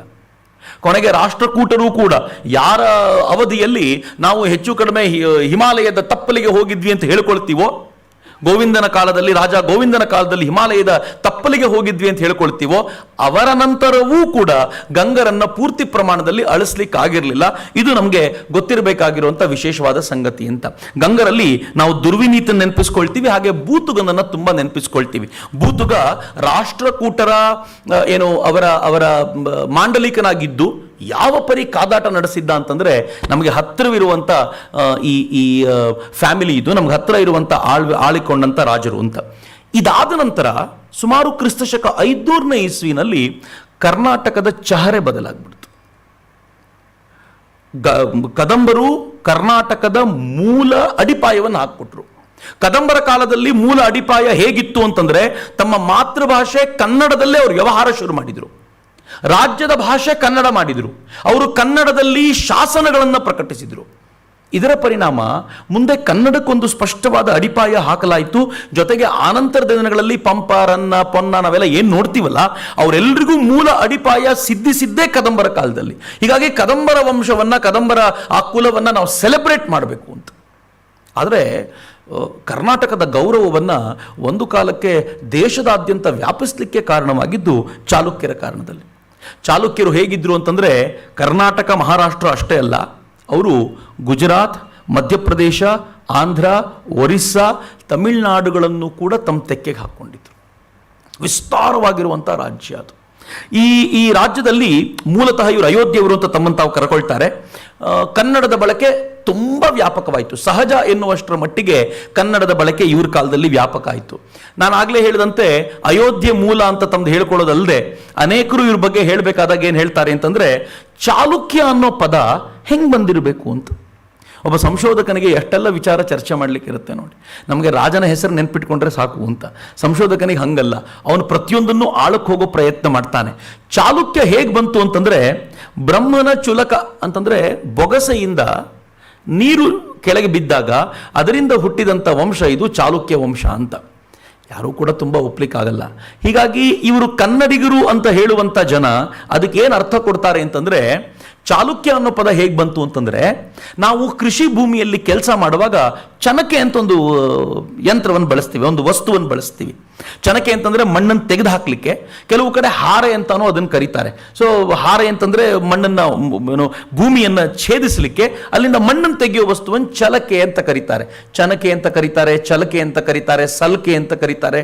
ಇದನ್ನು ಚಲಕೆ ಅಂತ ಇಟ್ಕೊಂಡು ಮೂಲತಃ ಕೃಷಿಕರಾಗಿದ್ದ ಇವರುಗಳು ಚಲಕೆಯನ್ನು ಬಳಸ್ತಾ ಇದ್ದರಿಂದ ಚಲಕೆಯ ವಂಶಜರಾಗಿದ್ದರಿಂದ ಚಾಲುಕ್ಯ ಅಂತ ಬಂತು ಅಂತಲೂ ಹೇಳ್ತಾರೆ. ಎಷ್ಟು ಒಪ್ಪಬೇಕು ಬಿಡಬೇಕು ಅದು ಓದುಗರಿಗೆ ಸಂಬಂಧಪಟ್ಟಿದ್ದು. ಆದರೆ ಒಂದು ಪದದ ವ್ಯಾಪ್ತಿ ವಿಸ್ತಾರ ಹೀಗೆ ಆಗ್ತಾ ಹೋಗೋದು ಸಹಜವಾಗಿರೋದ್ರಿಂದ ಅದು ಸಾಧ್ಯ ಇದೆ ಅಂತ ಭಾವಿಸ್ತಾರೆ.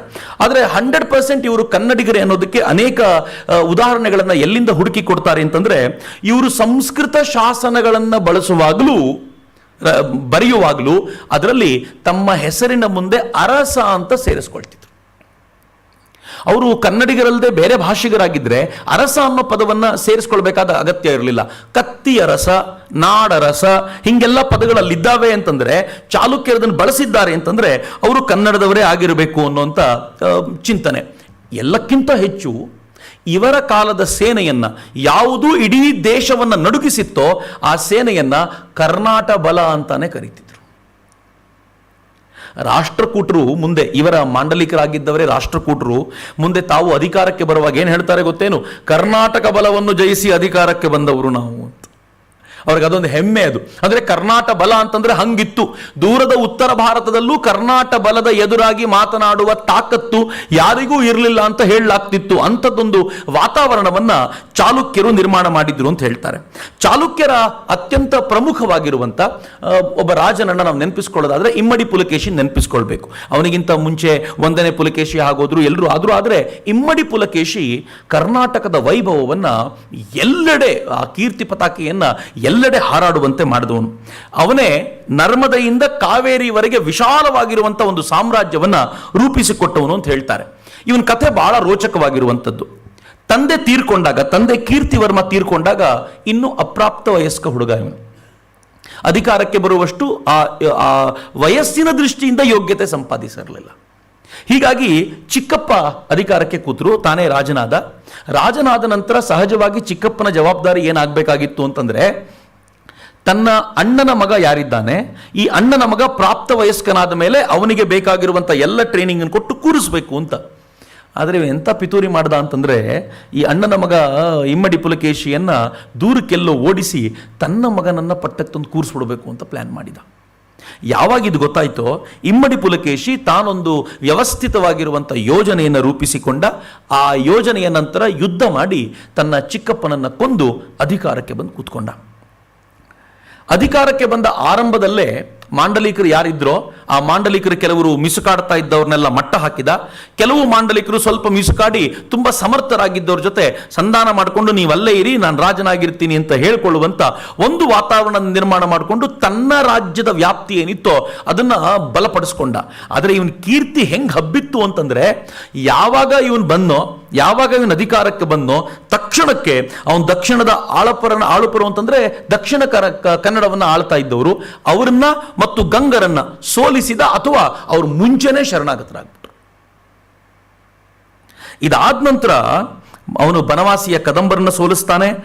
ಅದಾದ್ಮೇಲೆ ಅವನು ಕೊಂಕಣದ ತಾನು ಮೌರ್ಯರ ಪುರಿಯನ್ನ ನೌಕಾನೆಲೆಯಿಂದ ಗೆದ್ಕೊಳ್ತಾನೆ ಅಂತ ಅದನ್ನು ಹೇಳ್ತಾರೆ. ಅದಾದ್ಮೇಲೆ ಲಾಟ ಅಂದ್ರೆ ಗುಜರಾತು, ಮಾಳವ ಅಂತಂದ್ರೆ ಮಧ್ಯಪ್ರದೇಶ, ಗುರ್ಜರರು ಅಂತಂದ್ರೆ ಅದು ಉಜ್ಜಯಿನಿಯ ಭಾಗ, ಕನೂಜಿನ ಭಾಗ, ಆ ಭಾಗದ ಗುರ್ಜರ ಪ್ರತಿಹಾರ, ಆ ಏರಿಯಾವನ್ನು ಕೂಡ ಆತ ಯುದ್ಧಕ್ಕೆ ಹೋಗೋಕ್ಕಿಂತ ಮುಂಚೆನೆ ಎಲ್ಲರೂ ಶರಣಾಗ್ಬಿಡ್ತಾರೆ.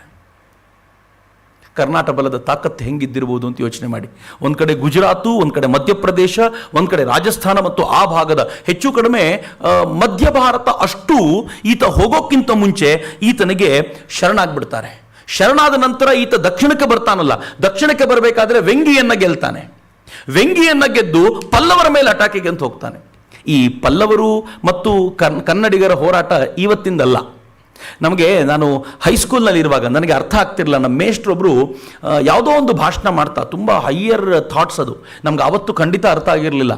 ಈಗ ನಾನು ಅವತ್ತಿಂದ ಮೆಲುಕು ಹಾಕಿದಾಗ ಅರ್ಥ ಆಗ್ತಿದೆ. ಅವ್ರು ಹೇಳಿದರು, ನಮಗೆ ಮತ್ತು ತೆಲುಗರಿಗೆ ತುಂಬ ಚೆನ್ನಾಗಿರುವಂಥ ಬಾಂಧವ್ಯ ಇದೆ, ಬಟ್ ನಮಗೆ ಮತ್ತು ತಮಿಳರಿಗೆ ಅಂತ ಬಾಂಧವ್ಯ ಇಲ್ಲ ಅಂತ. ಅವರು ಅದಕ್ಕೆ ಕಾರಣಗಳನ್ನು ಕೊಟ್ಟರು. ಅದು ಸಾಹಿತ್ಯದ ಕಾರಣಕ್ಕೋಸ್ಕರ, ಅದು ಹಳೆಯ ಕಾಲದಿಂದಲೂ ಹಿಂದಿನ ಕಾಲದಿಂದಲೂ ಮಾಡ್ಕೊಂಡು ಬಂದಿರುವಂಥ ಫೈಟ್ನ ಕಾರಣಕ್ಕೋಸ್ಕರ. ಅವಾಗೆಲ್ಲ ಗೊತ್ತಾಗ್ತಿರಲಿಲ್ಲ. ಬಟ್ ಈಗ ನೋಡಿದ್ರೆ ಅನ್ಸುತ್ತೆ, ತೆಲುಗರು ಹೇಗೆ ಈಸಿಯಾಗಿ ನಮ್ಮ ಜೊತೆ ಸೇರ್ಕೊಂಡು ಬಿಡ್ತಾರೋ, ತಮಿಳರ ಕುರಿತಂತೆ ಮಾತನಾಡುವಾಗ ಎಲ್ಲೋ ಒಂದು ಸ್ವಲ್ಪ ಕಿರಿಕಿರಿ ಅನುಭವಿಸ್ತಾ ಇರ್ತೀವಿ ನಾವು. ಯಾಕೆ ಹಿಂಗೆ ಅಂತ ಕೇಳಿದರೆ, ಅದು ಅವತ್ತಿಂದಲೂ ಒಂದು ವಿರೋಧ ಇದ್ದೇ ಇದೆ. ಯಾವಾಗ ಚಾಲುಕ್ಯರ ಈ ಇಮ್ಮಡಿ ಪುಲಕೇಶಿ ಅಧಿಕಾರಕ್ಕೆ ಬಂದೋ, ಉತ್ತರ ಭಾರತವನ್ನೆಲ್ಲ ಗೆದ್ದು ಕರ್ನಾಟಕ ಬಲದ ಖ್ಯಾತಿಯನ್ನ ಕೀರ್ತಿಯನ್ನ ವಿಸ್ತರಿಸಿಕೊಂಡು ಹೋದ್ನೋ, ಹಾಗೆ ಮಾಡ್ತಾ ಅವನು ಆಂಧ್ರದ ಭಾಗವನ್ನ ಗೆದ್ದುಕೊಂಡು ತಮಿಳುನಾಡಿಗೆ ಹೋಗ್ತಾ ಇದ್ದಂತೆ ಅವತ್ತಿನ ಪಲ್ಲವರ ರಾಜ ತಾನು ಕೋಟೆ ಒಳಗೆ ಹೋಗಿ ಅಡ್ಕೊಂಡು ಕೂತ್ಬಿಟ್ನಂತೆ, ಯುದ್ಧಕ್ಕೆ ಬರಲಿಲ್ವಂತ. ಇಮ್ಮಡಿ ಪುಲಕೇಶಿಯ ಸಾಹಸಗಾಥೆಗಳು ಕಡಿಮೆ ಅಲ್ಲ. ಆತನ ಸಾಹಸಗಾಥೆ ಎಷ್ಟರ ಮಟ್ಟಿಗೆ ಅಂತಂದ್ರೆ, ವಿಸ್ತಾರವಾಗಿರುವಂತಹ ಭೂಪ್ರದೇಶದ ಒಡೆಯನಾಗಿ ನಿಂತಿದ್ದ ಅವನನ್ನು ಹೇಗಾದರೂ ಮಾಡಿ ಸೋಲಿಸುವ ಮೂಲಕ ದಕ್ಷಿಣದಲ್ಲಿ ತನ್ನ ಸಾಮರ್ಥ್ಯವನ್ನು ಸಾಬೀತುಪಡಿಸಬೇಕು ಅಂತ ಕನೂಜಿನ ಹರ್ಷ ಆಕ್ರಮಣ ಮಾಡಲಿಕ್ಕೆ ಅಂತ ಬಂದ.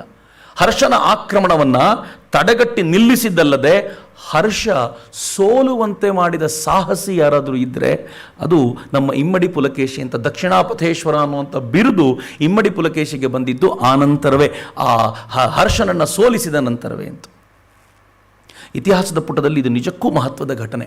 ಯಾಕೆಂತಂದರೆ ಉತ್ತರ ಭಾರತವೆಲ್ಲ ಹರ್ಷನ ಆಳ್ವಿಕೆಯಲ್ಲಿತ್ತು ಮತ್ತು ಹರ್ಷನನ್ನು ಕಂಡ್ರೆ ಎಲ್ಲರೂ ಹೆದರ್ಕೊಳ್ತಿದ್ದ ಕಾಲಕ್ಕೆ ಹರ್ಷನನ್ನು ದಕ್ಷಿಣಕ್ಕೆ ಕಾಲಿಡದಂತೆ ಮಾಡಿದ್ದು ಕನ್ನಡದ ಒಬ್ಬ ರಾಜ ಅನ್ನೋದು ಬಹಳ ವಿಶೇಷವಾಗಿರುವಂಥ ಸಂಗತಿ. ಇವನ ಕಾಲಕ್ಕೆ ಪರ್ಷಿಯಾದ ರಾಜ ರಾಯಭಾರಿಯನ್ನು ಕಳಿಸ್ಕೊಟ್ಟಿದ್ದ ಅಂತ ಹೇಳ್ತಾರೆ. ಈತನ ಕಾಲಕ್ಕೆ ಹೆಚ್ಚು ಕಡಿಮೆ 99,000 ಗ್ರಾಮಗಳನ್ನು ಈತ ಆಳ್ತಿದ್ದ ಅಂತ ಹೇಳ್ತಾರೆ. ಅದಾದ ನಂತರ ಈತನ ಕಾಲಕ್ಕೆ ನಮ್ಮ ವ್ಯಾಪಾರ ದೂರದವರೆಗೂ ಹಬ್ಬಿತ್ತು ಅಂತ ಕೂಡ ಹೇಳಲಾಗುತ್ತೆ. ಇದು ಇಮ್ಮಡಿ ಪುಲಕೇಶಿಯ ಕಾಲ. ಒಟ್ಟಾರೆ ನೀವು ಚಾಲುಕ್ಯರ ಕಾಲಘಟ್ಟವನ್ನು ನೋಡಿದ್ರೆ ನಾವು ಹೇಗಿದ್ವಿ ಅಂತಂದ್ರೆ, ಇವರ ಧರ್ಮ ವೈದಿಕ ಮತವಾಗಿತ್ತು.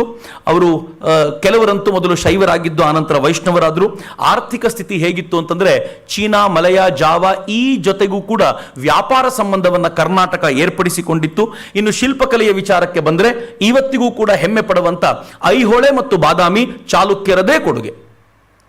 ಆ ಇಡೀ ಗುಡ್ಡವನ್ನು ಕಡಿದು ಆ ಗುಡ್ಡದೊಳಗೆ ಕುಸುರಿ ಕೆಲಸದಂತ ಸುಂದರವಾದ ಪ್ರತಿಮೆಗಳನ್ನು ನಿರ್ಮಾಣ ಮಾಡೋದಿದೆಯಲ್ಲ, ಅದು ಅವತ್ತಿನ ಕಾಲದಲ್ಲಿರುವಂಥ ಶ್ರೇಷ್ಠ ಕಲೆಯ ಸೂಚಕ ಅಂತ. ಯಾಕೆ ಯಾವುದೇ ದೇಶದ ಶಿಲ್ಪಕಲೆ ತುಂಬ ಪ್ರಭಾವಿಯಾಗಿರುತ್ತೆ ಗೊತ್ತೇನು? ಒಂದು ದೇಶದ ಕಾಲಘಟ್ಟವನ್ನು ಗುರುತಿಸಲಿಕ್ಕೆ ಯಾಕೆ ಪ್ರಭಾವಿಯಾಗಿರುತ್ತೆ ಅಂತಂದ್ರೆ, ಯಾವ ದೇಶದ ರಾಜ ಸದಾ ಯುದ್ಧ ನಿರತನಾಗಿರ್ತಾನೋ ಆತ ದೇಶದೊಳಗೆ ಈ ಥರದ ಕಲೆ ಹಬ್ಬುವಿಕೆ ಬೇಕಾಗಿರುವಂಥ ವ್ಯವಸ್ಥೆಯನ್ನ ಮಾಡಿಕೊಡಲಾರ.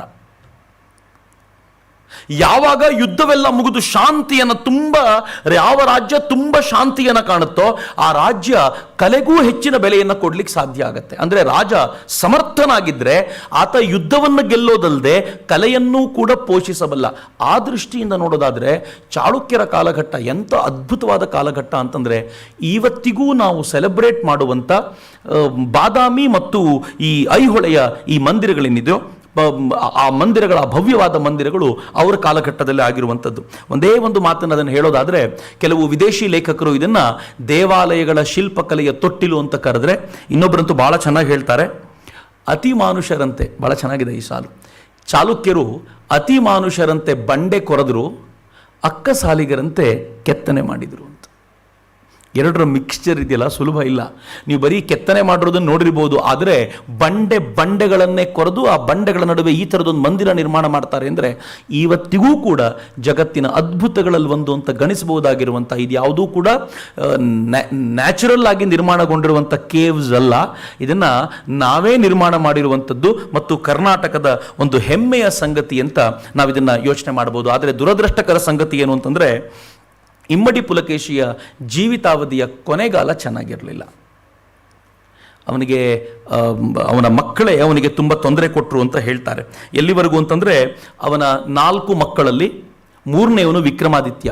ಇನ್ನು ಉಳಿದ 3 ಮಕ್ಕಳು ಯಾವ ಪರಿ ಕಿರಿಕಿರಿ ಮಾಡಿಬಿಟ್ರು ಅಂತಂದರೆ ಅವನಿಗೆ ಏನು ಮಾಡಬೇಕು ಅಂತ ಗೊತ್ತಾಗಲಿಲ್ಲ. ಈ ಕಾರಣಕ್ಕೆ ಜೀವಿತಾವಧಿಯಲ್ಲಿ ಅವನು ಬದುಕಿರೋ ಸಂದರ್ಭದಲ್ಲೇ ಪಲ್ಲವರು ಮತ್ತೊಮ್ಮೆ ಆಕ್ರಮಣವನ್ನು ಮಾಡಿ ಅವನು ಎಲ್ಲವನ್ನು ಛಿದ್ರಗೊಳಿಸಿದ್ರು ಅಂತ ಹೇಳ್ತಾರೆ. ಆದರೆ ಮುಂದೆ ಮೊದಲನೇ ವಿಕ್ರಮಾದಿತ್ಯ ಇವ್ರ ಮಗ ಏನಿದ್ದಾನೆ, ಅವನು ಮತ್ತೆ ತನ್ನ ಸೇನೆಯನ್ನು ಒಟ್ಟುಗೂಡಿಸಿಕೊಂಡು ಆ ಪಲ್ಲವರಿಗೆ ಸರಿಯಾದ ಪಾಠ ಕಲಿಸಿದ ಅಂತ ಕೂಡ ಇತಿಹಾಸ ಹೇಳುತ್ತೆ. ಒಟ್ಟಾರೆ ಚಾಳುಕ್ಯರ ಬದುಕು ಹೀಗೆ ನಡೆದಿರುವಂಥ ಬದುಕು.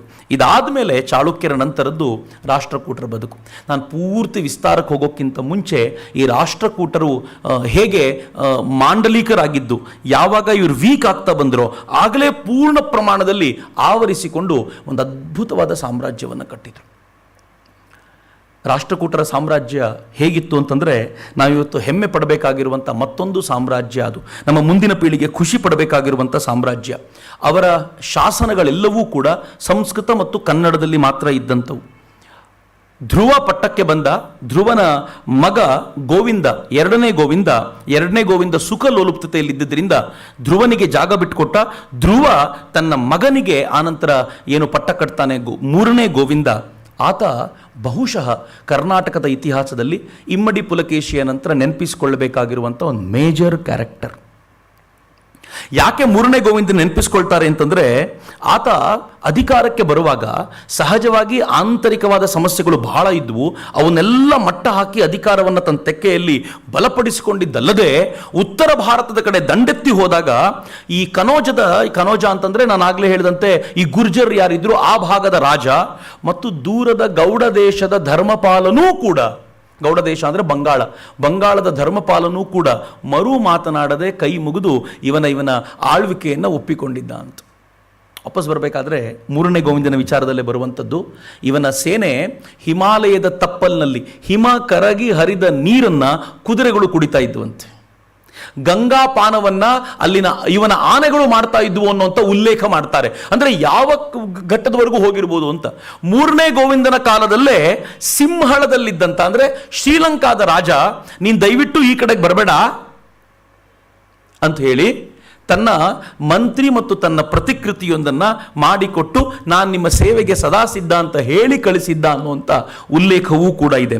ಬಹುಶಃ ನನಗನ್ಸುತ್ತೆ ಈ 3ನೇ ಗೋವಿಂದನ ಈ ಅದ್ಭುತವಾದ ಸಾಧನೆಯ ಕಾರಣಕ್ಕೆ ಅವನನ್ನು ಪ್ರಭೂತ ವರ್ಷ, ಜಗತ್ತುಂಗ, ಅನುಪಮ, ಕೀರ್ತಿನಾರಾಯಣ, ತ್ರಿಭುವನ ಅನ್ನುವಂಥ ಹೆಸರಿನಿಂದೆಲ್ಲ ಕರೀತಾ ಇದ್ರು. ನಿಸ್ಸಂಶಯವಾಗಿ ಮರಿಬಾರದಾಗಿರುವಂಥ ಒಬ್ಬ ವ್ಯಕ್ತಿತ್ವ ಅದು ಅಂತ. ಯಾಕೆ ಇವನ್ನೆಲ್ಲ ಇಷ್ಟು ಸುದೀರ್ಘವಾಗಿ ಹೇಳುವಂಥ ಪ್ರಯತ್ನ ಮಾಡ್ತಿದ್ದೀನಿ ಅಂತಂದರೆ, ಬಹುಶಃ ನಾವೆಲ್ಲರೂ, ನನಗೆ ಬಹಳ ಬಾರಿ ನೆನಪಾಗೋದು ರಾಜ್ಕುಮಾರ್ ಅವರು. ಡಾಕ್ಟರ್ ರಾಜ್ಕುಮಾರ್ ಒಂದಷ್ಟು ಸಿನಿಮಾಗಳನ್ನು ಈ ಎಲ್ಲ ವ್ಯಕ್ತಿಗಳ ಬಗ್ಗೆ ಮಾಡದೇ ಹೋಗಿದ್ದಿದ್ರೆ ನಮ್ಮಲ್ಲಿ ಅನೇಕರಿಗೆ ಈ ವ್ಯಕ್ತಿಗಳ ಪರಿಚಯವೂ ಆಗ್ತಿರಲಿಲ್ಲ. ಮಯೂರ ಶರ್ಮಾ, ಮಯೂರ ವರ್ಮ ಅಂತ ನೀವೇನಾದರೂ ಹೇಳಿದರೆ ತಕ್ಷಣ ರಾಜ್ಕುಮಾರ್ ಅವ್ರ ಸಿನಿಮಾ ನೆನಪಾಗ್ಬಿಡತ್ತೆ. ಇಮ್ಮಡಿ ಪುಲಕೇಶಿ ಅಂದರೆ ರಾಜ್ಕುಮಾರ್ ಸಿನಿಮಾ ನೆನಪಾಗ್ಬಿಡತ್ತೆ. ನೃಪತುಂಗ ರಾಜ್ಕುಮಾರ್ ಸಿನಿಮಾ ನೆನಪಾಗ್ಬಿಡತ್ತೆ.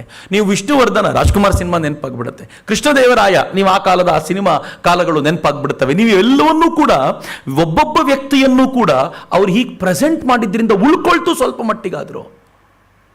ನಾವು ಮರಿತಾನೆ ಹೋದ್ರೆ ನಮಗೊಂದು ಪರಂಪರೆನೇ ಇಲ್ಲ ಅಂತ ಭಾವಿಸ್ಕೊಂಡಿದ್ಬಿಡ್ತೀವಿ.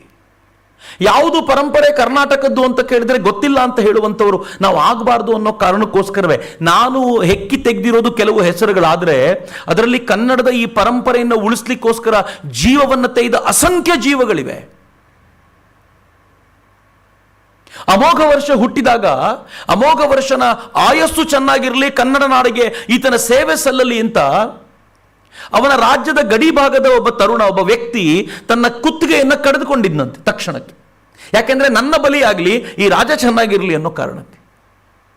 ಈ ಥರದ ಅಸಂಖ್ಯರು ಕನ್ನಡ ನಾಡನ್ನು ಉಳಿಸೋದಕ್ಕೋಸ್ಕರ ಏನು ಪ್ರಯತ್ನ ಮಾಡಿದ್ದಾರಲ್ಲ, ಇದು ಬಹಳ ವಿಶಿಷ್ಟವಾಗಿರುವಂಥದ್ದು. ಆದರೆ ದುರ್ದೈವ ಸಂಗತಿ ಏನು ಅಂತಂದರೆ, ನಾವು ಇವತ್ತಿನ ಈ ಓಘದಲ್ಲಿ ಈ ಪರಂಪರೆಯನ್ನು ಮರೆಯುವಂಥ ಒಂದು ರೂಢಿ ಮಾಡ್ಕೊಂಡು ಬಿಟ್ಟಿದ್ದೀವಲ್ಲ, ಅದು ಬಹಳ ದುರದೃಷ್ಟಕಾರಿ ಅಂತ. ಹೀಗಾಗಿ ಕನ್ನಡವನ್ನು ಮತ್ತೆ ಭಾವಿಸ್ತಾ ಕನ್ನಡ ನಾಡನ್ನು ಮತ್ತೆ ಕಟ್ಟುವ ನೆಪದಲ್ಲೇ ಭಾರತವನ್ನು ನಿರ್ಮಾಣ ಮಾಡಬೇಕು ಅಂತ. ಈ 3ನೇ ಗೋವಿಂದನ ಸುಪುತ್ರನಾದವನೇ ಅಮೋಘ ವರ್ಷ ನೃಪತುಂಗ.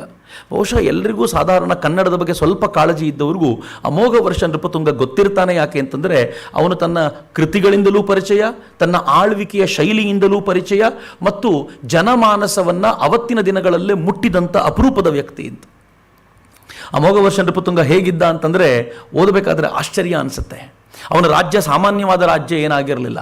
ಅವನು ಸುತ್ತಮುತ್ತಲಿನ ಎಲ್ಲ ರಾಜರೊಂದಿಗೆ ಒಳ್ಳೆಯ ಬಾಂಧವ್ಯವನ್ನು ಇರಿಸಿಕೊಂಡಿದ್ದ. ಅವ್ರ ಜೊತೆ ಕಿತ್ತಾಡುವ ಸಂದರ್ಭಗಳಲ್ಲೂ ಕೂಡ ಸದಾ ಯುದ್ಧ ನಿರತನಾಗಿದ್ದಾಗಲೂ ಕೂಡ ತನ್ನ ಪ್ರಜೆಗಳಿಗೆ ತೊಂದರೆ ಆಗದಂತೆ ನೋಡ್ಕೊಳ್ತಿದ್ದ ಅಮೋಘ ವರ್ಷ ನೃಪತುಂಗ ಒಂದ್ಸಲ ಇದೇ ಥರ ಒಂದು ಪ್ಯಾಂಡಮಿಕ್ ಬಂದಿರ್ಬೋದು, ಸೋಂಕು ರೋಗವೋ ಅಥವಾ ಕ್ಷಾಮವೋ ಬಂದಿತ್ತು ಅಂತ ಹೇಳ್ತಾರೆ. ಈ ಕ್ಷಾಮ ಬಂದಿದ್ದಾಗ ಅಮೋಘ ವರ್ಷ ನೃಪತುಂಗ ಕೊಲ್ಲಾಪುರದ ಲಕ್ಷ್ಮೀದೇವಿ ಬಳಿಗೆ ಹೋಗಿ ತನ್ನೊಂದು ಕೈ ಬೆರಳನ್ನು ಕಡಿದು ಕೊಟ್ಬಿಟ್ನಂತೆ. ನನ್ನ ಜನರನ್ನು ಚೆನ್ನಾಗಿರಿಸು, ನನ್ನ ಕೈ ಬೆರಳು ತಗೋ ಅಂತ. ಒಬ್ಬ ರಾಜ ತನ್ನ ಕೈ ಬೆರಳನ್ನು ಕಡಿದು ದೇವಿಗೆ ಸಮರ್ಪಣೆ ಮಾಡ್ತಾನೆ. ಯಾಕೆ ಅಂತಂದರೆ ತನ್ನ ಜನ ಚೆನ್ನಾಗಿರಬೇಕು ಅಂತ. ಮಿತ್ರ, ನಾನು ರಾಜ್ಕುಮಾರ್ ಅವರು ನೆನಪಿಸ್ಕೊಳ್ಳೋ ಥರ ಈಗ ಒಂದು ಕ್ಷಣಕ್ಕೆ ತರಾಸು ಅವರನ್ನು ನೆನಪಿಸ್ಕೊಳ್ಬೇಕು. ತರಾಸು ಅವರು ಎಂಥ ಕೆಲಸ ಮಾಡಿದರು ಅಂತಂದರೆ, ನಾನು ಯಾರ್ಯಾರ ಹೆಸರು ಹೇಳಿದ್ದೀನೋ ಅವ್ರ ಬಗ್ಗೆ ಎಲ್ಲ ಹೆಚ್ಚು ಕಡಿಮೆ ಕಾದಂಬರಿಯನ್ನೇ ಬರೆದುಬಿಟ್ರು. ಆ ಕಾದಂಬರಿಯು ಹೇಗಿರ್ತಿತ್ತು ಅಂತಂದರೆ, ನೀವು ಐತಿಹಾಸಿಕ ಶ್ರೀಕಂಠ ಶಾಸ್ತ್ರಿಗಳು ಅಮೋಘ ವರ್ಷ ನೃಪತುಂಗನ ಬಗ್ಗೆ ತರಾಸು ಅವರು ಬರೆದಿರುವಂಥ ಕಾದಂಬರಿಗೆ ಮುನ್ನುಡಿ ಬರೀತಾ ಏನು ಹೇಳ್ತಾರೆ ಗೊತ್ತಾ? ಒಂದು ಐತಿಹಾಸಿಕ ಕಾದಂಬರಿ ಬರೆಯೋದು ಸುಲಭದ ಕೆಲಸ ಅಲ್ಲ. ಅದಕ್ಕೆ ಶಾಸನಗಳನ್ನು ಅಧ್ಯಯನ ಮಾಡಬೇಕು, ಸಮಕಾಲೀನ ರಾಜರನ್ನು ಓದಬೇಕು, ಅವತ್ತಿನ ಪರಿಸ್ಥಿತಿಗಳನ್ನು ತಿಳ್ಕೊಂಡು ಅವತ್ತಿನ ಕಲ್ಪನೆಗಳನ್ನು ಹುಟ್ಟು ಹಾಕಬೇಕು ಅಂತ. ಅವತ್ತಿನ ರಾಜ ಹೇಗೆ ಬದುಕಿರ್ಬೋದು, ಅವನ ಮಾತು ಹೇಗಿದ್ದಿರ್ಬೋದು, ಅವನ ಊಟ ತಿಂಡಿ ಹೇಗಿದ್ದಿರ್ಬೋದು, ಅವನ ನಡೆ ಹೇಗಿರ್ಬೋದು, ಇವೆಲ್ಲವನ್ನು ಊಹಿಸಿಕೊಂಡು ಅದು ಶಾಸನಗಳಿಂದ ಅಥವಾ ಅಧಿಕೃತವಾದ ದಾಖಲೆಗಳಿಂದ ದೂರವಿರದೇ ಇರೋ ಥರ ನೋಡ್ಕೋಬೇಕು ಅಂತ. ಹಂಗೆ ಬರೆದು ಏನು ಬರೀತಾರೆ ಗೊತ್ತಾ? ನಾನು ಈ ಕಾದಂಬರಿಯನ್ನು ಓದಿ ನೋಡಿದ್ದೀನಿ ಮತ್ತು ಅವತ್ತಿನ ಎಲ್ಲ ದಾಖಲೆಗಳಿಗೂ ತಾಳೆಯಾಗುವಂಥ ನೃಪತುಂಗನ ಕುರಿತಂಥ ಕಾದಂಬರಿಯನ್ನು ತರಾಸು ಬರೆದಿದ್ದಾರೆ ಅಂತ. ಏನು ಸಾಧನೆ ಇರಬೇಕು ಅದು. ಅವರೆಲ್ಲರೂ ಲೆಜೆಂಡ್ಸ್ ಅಂತ. ನಾನು ಈ ಎಲ್ಲ ರಾಜರುಗಳನ್ನು ನೆನಪಿಸ್ಕೊಳ್ಳುವಾಗ ಈ ರಾಜರುಗಳನ್ನು ಇವತ್ತಿನವರೆಗೂ ನಮ್ಮ ಬಳಿ ಉಳಿಸಿ ಹೋಗಿರೋರನ್ನ ಯಾರನ್ನೂ ಮರೆಯುವಂತಿಲ್ಲ. ಹೀಗಾಗಿ ಇತಿಹಾಸಕಾರರ ಹೆಸರನ್ನು ನಿಮ್ಮ ಜೊತೆ ಹಂಚ್ಕೊಳ್ತಿದ್ದೀನಿ, ಸಿನಿಮಾ ಆದವ್ರನ್ನೂ ನಿಮ್ಮ ಜೊತೆ ಹಂಚ್ಕೊಳ್ತಿದ್ದೀನಿ, ಹಾಗೆ ಸಾಹಿತ್ಯದ ಮೂಲಕ ಉಳಿಸಿದವ್ರನ್ನೂ ಕೂಡ ಹಂಚ್ಕೊಳ್ತಾ ಇದ್ದೀನಿ. ಮಿತ್ರೆ, ನಾಳೆ ನಾನು ರೋಚಕವಾಗಿರುವಂಥ ಅಮೋಘ ವರ್ಷನ ಕಥೆಯನ್ನು ನಿಮ್ಮೆದುರಿಗೆ ತರ್ತೀನಿ. ಅದ್ಭುತವಾದ ಕಥೆಯವನದ್ದು. ತನ್ನ ಮಗನಿಗೆ ಮರಣದಂಡನೆ ವಿಧಿಸಿದ ಅಪರೂಪದ ರಾಜ ಅವನು. ನಾಳೆ ನಿಮ್ಮ ಜೊತೆಗೆ ಅಮೋಘ ವರ್ಷನ ಬಗ್ಗೆ ಮಾತನಾಡ್ತೀನಿ. ನಮಸ್ಕಾರ. ವಂದೇ ಮಾತರಂ. ಜೈ ಹಿಂದ್.